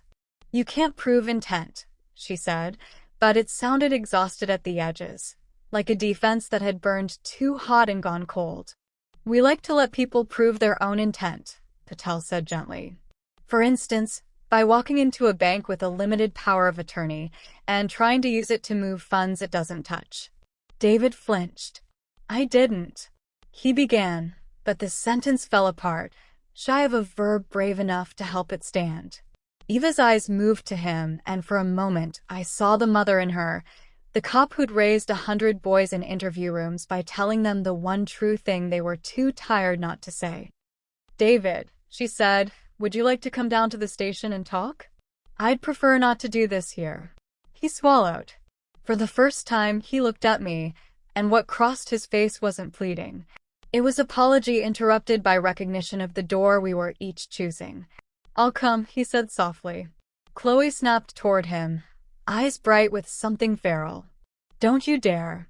Eva's tone didn't change as she said, Chloe Vance, you are under arrest for attempted murder, attempted grand larceny, identity theft, and unlawful access to a financial account. She turned her gently, the way you turn a child to face a teacher, and read the Miranda as if it were a liturgy she respected. Ortiz's door stayed open. Bank sounds, printers, soft cash drawers, a teller laughing at something small. Went on as if this were just another errand, which I suppose it was. Chloe tried for my eyes as Eva cuffed her. You did this, she hissed. I did a lot of things, I said. You put poison in my house. For the first time since the party, I saw her as a daughter, which is to say as a person who had once wanted something simple enough to be clean.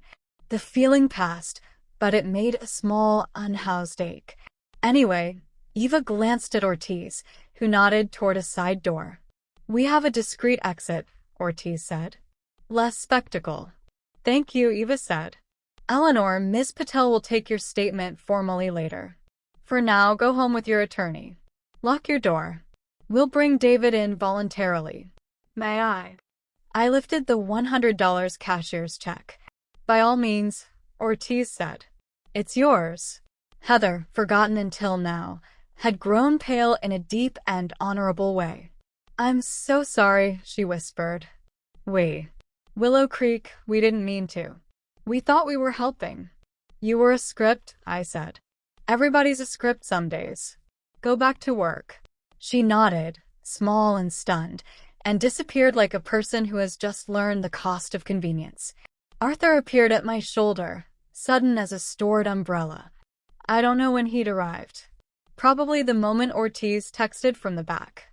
Let's go, he murmured, before the adrenaline realizes it hasn't been paid. We walked out through a side corridor that smelled like toner and old carpet. The day had gone hotter while we were inside. In the parking lot, light bounced off windshields like accusations. I sat in the passenger seat of Arthur's car and put my hands flat on my thighs to keep them from telling on me. He drove without speaking until we cleared the light at Maple and 3rd. Are you all right? He asked finally.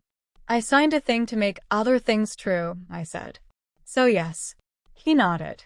That's most of law. At my house, the front garden looked exactly the same, which felt offensive. I went inside and stood in the kitchen and listened to the new locks feel like company. I set the cashier's check on the counter and stared at it. The amount looked like a joke and a witness both. Isabel called. Saw a squad car at the bank on the traffic cam feed I watch when I'm bored. Is our show over for today? I said. Chloe's in cuffs. David's walking in with Eva. The bank held its line. Good, she said. And there was real relief in it, Not the kind people perform for you. I'll keep watching the financials. Finnerty's man pinged David at noon. He's going to get louder. Let him, I said. Volume isn't control. After we hung up, I made tea because the kettle knows how to be helpful. I poured it into a cup I'd bought in a museum gift shop and watched the steam be a kind of sermon. The house exhaled slowly like a dog, realizing no one's going to make it go outside in the rain. At 3:40 p.m., Eva called. He's here, she said. He asked for a lawyer. I told him to text one. If he wants yours. He can do worse, I said. Let him find his own, I said. It's past time he stopped using mine. There was a pause, soft. Eleanor, she said, voice not cop for the first time. I've read a lot of statements, yours this morning. The line about not letting them make you smaller. She cleared it away with a professional cough. Anyway, we'll keep you posted on charging. Thank you, I said, and meant it the way you mean water. I hung up and went to the garage. I opened the freezer and touched the zipper bag containing the bottle with my knuckles, a tiny ritual of respect. Evidence is a strange altar. You leave offerings at it. Patience, dignity, the willingness to be boring so the truth can be loud. When I came back into the kitchen, the light had shifted from white to honey. The afternoon was telling the day it had done its best. I took a pen from the drawer and wrote on my legal pad. I signed the thing. They believed it. Bank refused.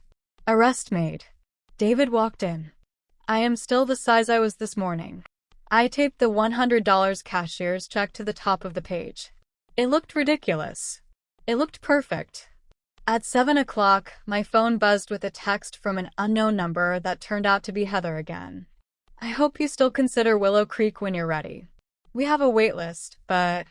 I turned the phone face down. Later, maybe I'd call and suggest she add a module to her admissions training titled, How Not to Be a Tool in Other People's Theater. The doorbell rang once gently. My neighbor Martha holding a foil-wrapped loaf. Word travels without phones in suburbs like ours. Heard there were police at the bank, she said, because kindness in New Jersey wears directness like a favorite sweater. This is banana bread, no nuts. I like you, I said, unexpectedly near tears. I like you too, she said simply, and left me the loaf like a permission slip for ordinary life. I cut a slice, buttered it, and took one bite. It tasted like a house with the lights on. I wrapped the rest and put it on the counter next to the cashier's check and laughed. Finally, a small private laugh that felt like air finding a new room. Night came early, as it does when a day takes more muscle than you'd budgeted. I checked the doors. I checked the cameras. I put the pendant on the nightstand where it blinked like a cricket in a good story. Before I turned off the light, I opened the safe and took out the flute with the scratch, only for a second. I didn't need to hold it. I just needed to look at it and think, the crisis looks like capitulation from the outside.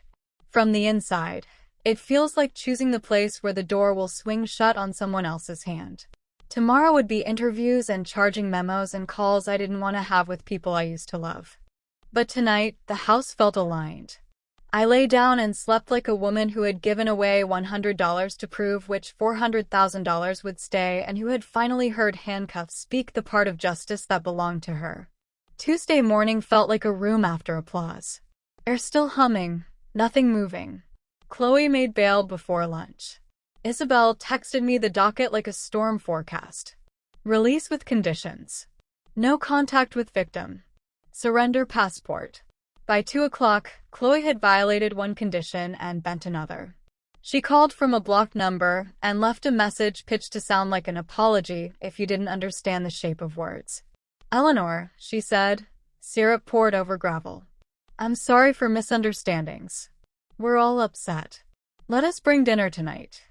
We can talk like family. I forwarded the voicemail to Eva. A minute later, bail violation documented. Do not engage. Patrol will sweep by hourly. That should have steadied me. It did and it didn't. In the quiet, the house felt like an ally who didn't know how to talk. At 3 o'clock, my doorbell rang once politely. I checked the camera. Margaret stood there, hair brushed, lipstick a shade braver than yesterday, a tote bag on her shoulder. I'm sprung, she said when I opened the door.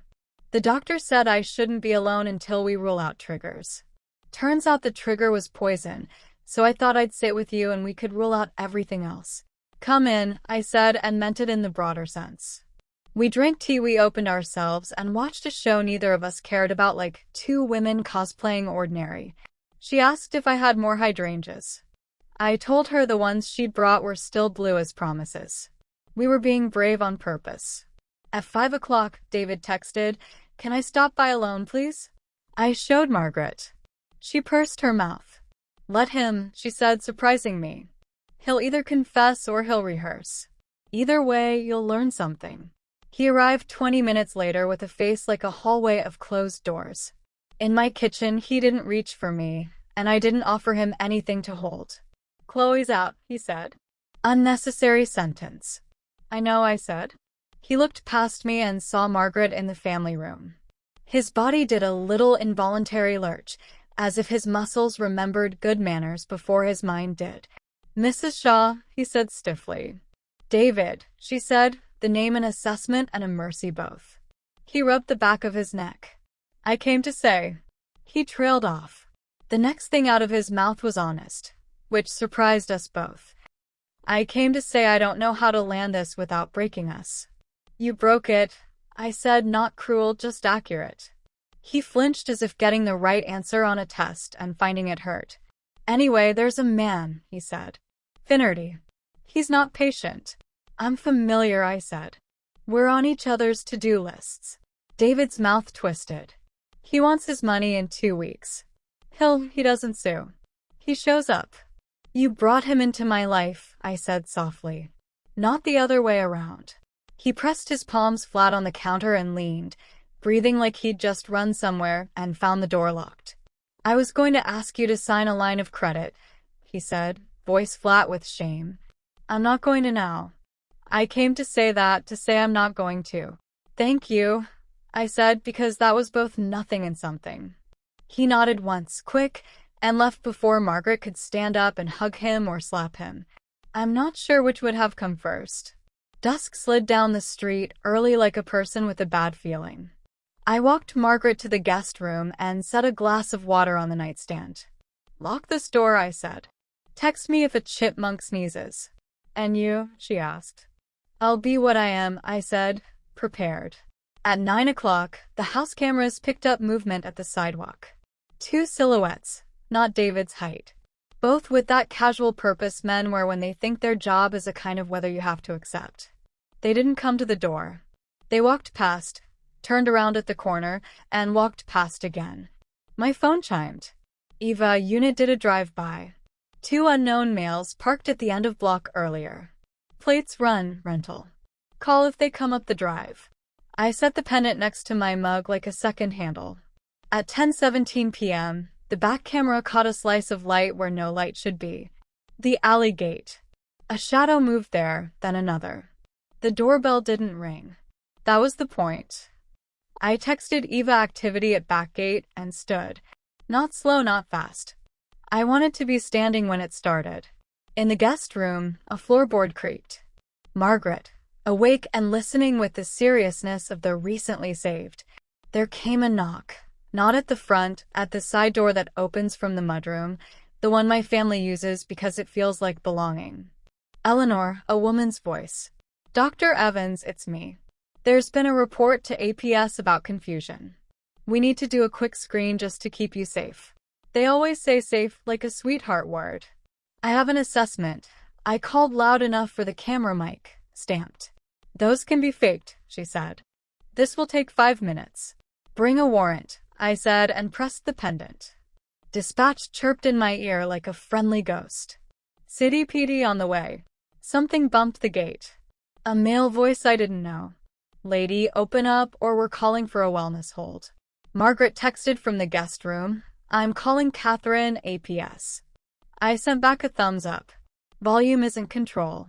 Dr. Evans's voice lost some sugar. "Your son asked us to check on you." The not quite lie was the point.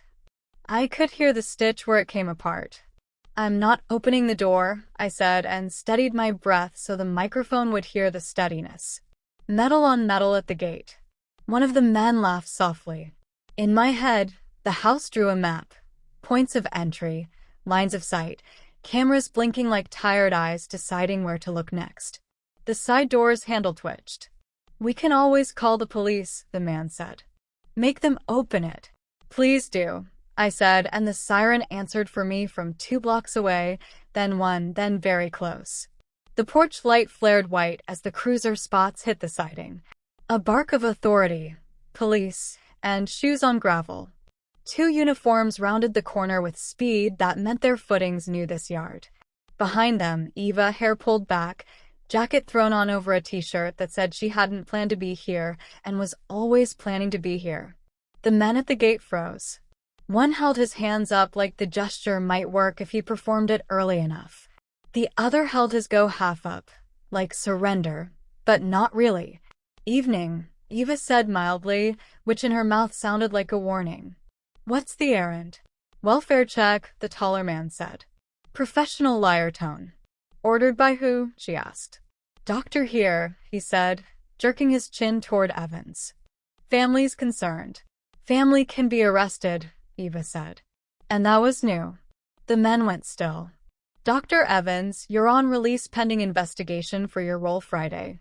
Her eyes flicked to the uniform to her right. "Officer, if she's within the curtilage without consent, that's trespass." Evans did a little shuffle backward that would have been funny in daylight. "I was called by the facility." She forced brightness into the shape of the lie. "Willow Creek. Facilities don't issue warrants," Eva said. "Step off the property." The taller man tried one last thing. "We can do this the nice way," he said. "We are," Eva said, and it was honestly true.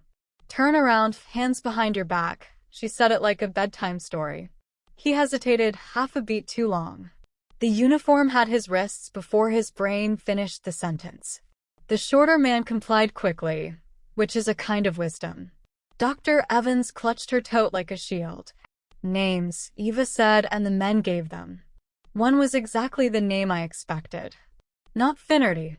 Finnerty never shows, but a co-worker of Finnerty's. Weather. Attempted unlawful entry, the uniform listed. Trespass, possible witness intimidation, and violation of bail conditions in your case, doctor, Eva added without raising her voice. "You're done here. Walk." She looked at the camera above the door and then straight at me through the lens. "You okay?" "Yes," I said out loud to an empty mudroom, then texted, "Fine. Margaret's here. APS on their way too." Catherine called as the cruisers rolled. "I heard the scanner," she said. "I'm 5 out. Do you want me?" "Yes," I said. "Bring a pen with a good click." 5 minutes later, my kitchen held an odd congregation. Me, hair pulled back with a rubber band I found on a doorknob. Margaret, robe tied like she was cinching a sail. Catherine from APS with a tote and a calm that could anchor a room. And Eva writing a quick synopsis in a notebook with clean, quiet lines. My cameras caught all of it. Good. Let the house be a witness that doesn't argue. "Here's where we are," Eva said. Chloe violated bail. Dr. Evans will likely get hers revoked as well. The 2 men will be booked. They'll claim we were hired for transport. We'll see who they name. I'm betting it rhymes with Finnerty. Margaret made a small sound that might have been a laugh if it had permission. Catherine patted her hand. "I can file a protective notation," Catherine said. "Any future reports concerning your confusion route through me first. I'll add that an ex parte guardianship petition, if attempted, should be flagged to the judge who saw today's arrest affidavit. Paper has memory when you write on the right kind." "Thank you," I said. "Write on everything." Eva tapped her pen. "There's one more thing," she said. David's voluntary got weird. He started noble lying and then stopped. He asked for 5 minutes off record, not allowed. I told him to put it on paper. He wrote a statement. She looked at me carefully. He names Chloe as the actor. He names himself as witness and as someone who said things on a call he now knows were the wrong kind. He names Finnerty's man as the person who suggested transport tonight. "Did he sign it?" I asked. She nodded. With the line, "I never wanted my mother dead." I stood there and let the sentence stand next to me like a person. I didn't invite it to sit. DA can charge conspiracy if they want. Eva continued, businesslike, to give me something besides feeling to drive. Or they can take cooperation and build. That's their chessboard. My job is your house and your body. And my name, I said. And your name, she agreed. They left close to midnight. I walked Margaret to her room again and waited for the click of the lock. Back in the kitchen, the pendant blinked calmly on the table. Brave little cricket. The list I hadn't written tonight existed anyway. 1. Evans violated release. Arrested. 2 men in custody. Finnerty. 3 David wrote. 4. I did not open the door. Sleep came in sections, like reading chapters out of order and trusting the spine would hold. In one of the breaks, I pictured the flute with the scratch and didn't reach for it. The ritual need had gone slack. Good. Wednesday was paperwork and phone calls, the ugly grout of justice. Eva sent a text mid-afternoon. DA filing formal charges. Attempted murder, conspiracy, TBD, attempted larceny, ID theft, unlawful access, witness tampering, bail revocation for Evans. She added almost as an afterthought, Finnerty got the message. His guy is talking. At 4 o'clock, Arthur called. Preliminary hearing for Chloe set Friday. They'll posture. We'll show up dignified with facts. Will I have to see her? I asked. Yes, he said. You don't have to speak. I might, I said, surprising us both. Friday arrived with the idiot brightness of a fall morning trying to be charming. The courthouse hallway smelled like pine cleaner and wet umbrellas. Arthur walked beside me in a suit that had seen better judges. Isabel texted from the back, I'm in the gallery. If you faint, I'll film you tastefully. Chloe sat at the defense table in a blouse, designed to convince people she made pies. Her lawyer wore a tie loud enough to draw fire. David sat 2 rows back alone. Hands knotted, so tight his knuckles were their own country. Eva stood with the DA's fraud unit, a woman with Patel's velvet scalpel voice whose name I now learned was Annika, and a stack of tidy exhibits. Lab results, photos, device logs, bank alerts, Margaret's vile photo, the pastry box screenshot, the boutique search warrant returns, last night's arrest report. The judge was the same one Eva had hoped for. Catherine's notation had done its work. He wore his disapproval like a collar. The defense went first, as if leaping might create ground. Misunderstanding, some family, elder anxiety, some exaggerations, homeopathic tincture. He said monkshood like it was a band. Annika stood without flourish. The state is not guessing, she said. The state is reading. From the defendant's searches, from her purchases, from the chemistry in a bottle she poured and a vial she kept, from bank logs she tripped, from a camera that recorded her attempting to violate a victim's boundaries while on bail, from a doctor, now also charged, who arrived late at night to reinvent evaluation, and from a mother whose phrase, the one with the scratch, is corroborated by every other piece of evidence. Then she called Margaret. Margaret walked like a person in pain who refuses to hold the place that hurts. On the stand, under oath, she said, clear as water. He said, use the one with the scratch. She held up her phone, the vile photo, and the courtroom did the small intake of breath rooms do when an object points at a person's soul. Annika called Eva. Eva's testimony was bare and clean. She described the bottle, the lab, the bank, the boutique search. She did not say more than she had to. The judge liked her for it and tried not to show it. Then the judge asked, Ms. Vance, would you like to speak? And the entire courtroom turned its head like birds on a wire. Arthur looked at me. I said, yes. I stood, hands by my side. I didn't look at Chloe. I looked at the judge because he was the person whose job was to name what had happened. I'm 70, I said. I sold a company I built. I can bake a cake and read a term sheet. I keep a champagne flute with a scratch to remind me not to hand my flaws to a guest. A week ago, my daughter-in-law put poison in my house. My son watched her aim it. I am not confused. I am not confused about whether she meant me harm or about whether there is a difference between care and control. I am not confused about my name. I paused, not for effect, but to feel my own body as a place where words were allowed to live. The police did their job, I said. The DA did theirs. I did mine. I stayed alive and I refused to be smaller so someone else could be bigger. Today, I'm asking you to keep the size of me safe while the law finishes its work. There was no sound in the room except an old woman's throat a few rows back, clearing itself like a benediction. The judge didn't smile. Judges don't. He did nod, the smallest, honest thing any of us had earned. He denied any motion that resembled freedom. He remanded Chloe into custody. He set a protective order with teeth. He admonished Dr. Evans by name, though she wasn't on the docket. Word travels sideways in courthouses like this. He looked at David when he said, "Family is not a defense against law." And David flinched because flinching was the only thing left his body knew how to do. We stepped into the hallway and the buzz of the building's lungs. Isabel squeezed my shoulder and said, "You didn't faint." Tasteful filming unnecessary. Arthur squeezed my elbow. Eva said, "That'll read," which I think is cop for you did right. When I got home, the garden was still the garden, and the house was still the house, and the kettle still boiled when I asked it to. I pulled a fresh page on my legal pad and wrote the last plan this part of the story needed. 1. Cancel Willow Creek hold. Send Heather a note with one sentence. I prefer my own house. 2. Send Catherine a thank you and a gift card. Not so large it's weird. Handwrite the note. 3. Ask Arthur to begin the quiet work. Restraining orders finalized. Trust paperwork filed with the same dignity as before. 4. Call a locksmith for Margaret. Buy her a new alarm with a green light. I took the $100 cashier's check off the page where I'd taped it and slid it into a drawer with the pastry box tissue and other relics of theater. Then I poured a glass from a bottle I opened myself and walked out onto the back deck. The night smelled like wet wood and a calendar about to turn. Somewhere in town, a siren went past and didn't stop here. Somewhere a child asked for water and got it.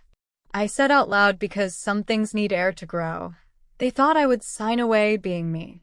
Then I raised the glass to the quiet and added, I didn't. The trap had sprung. Not with a bang. With paperwork and recordings and a woman who refused to open the wrong door, even when voices she used to love stood on the other side of it and called her by her name.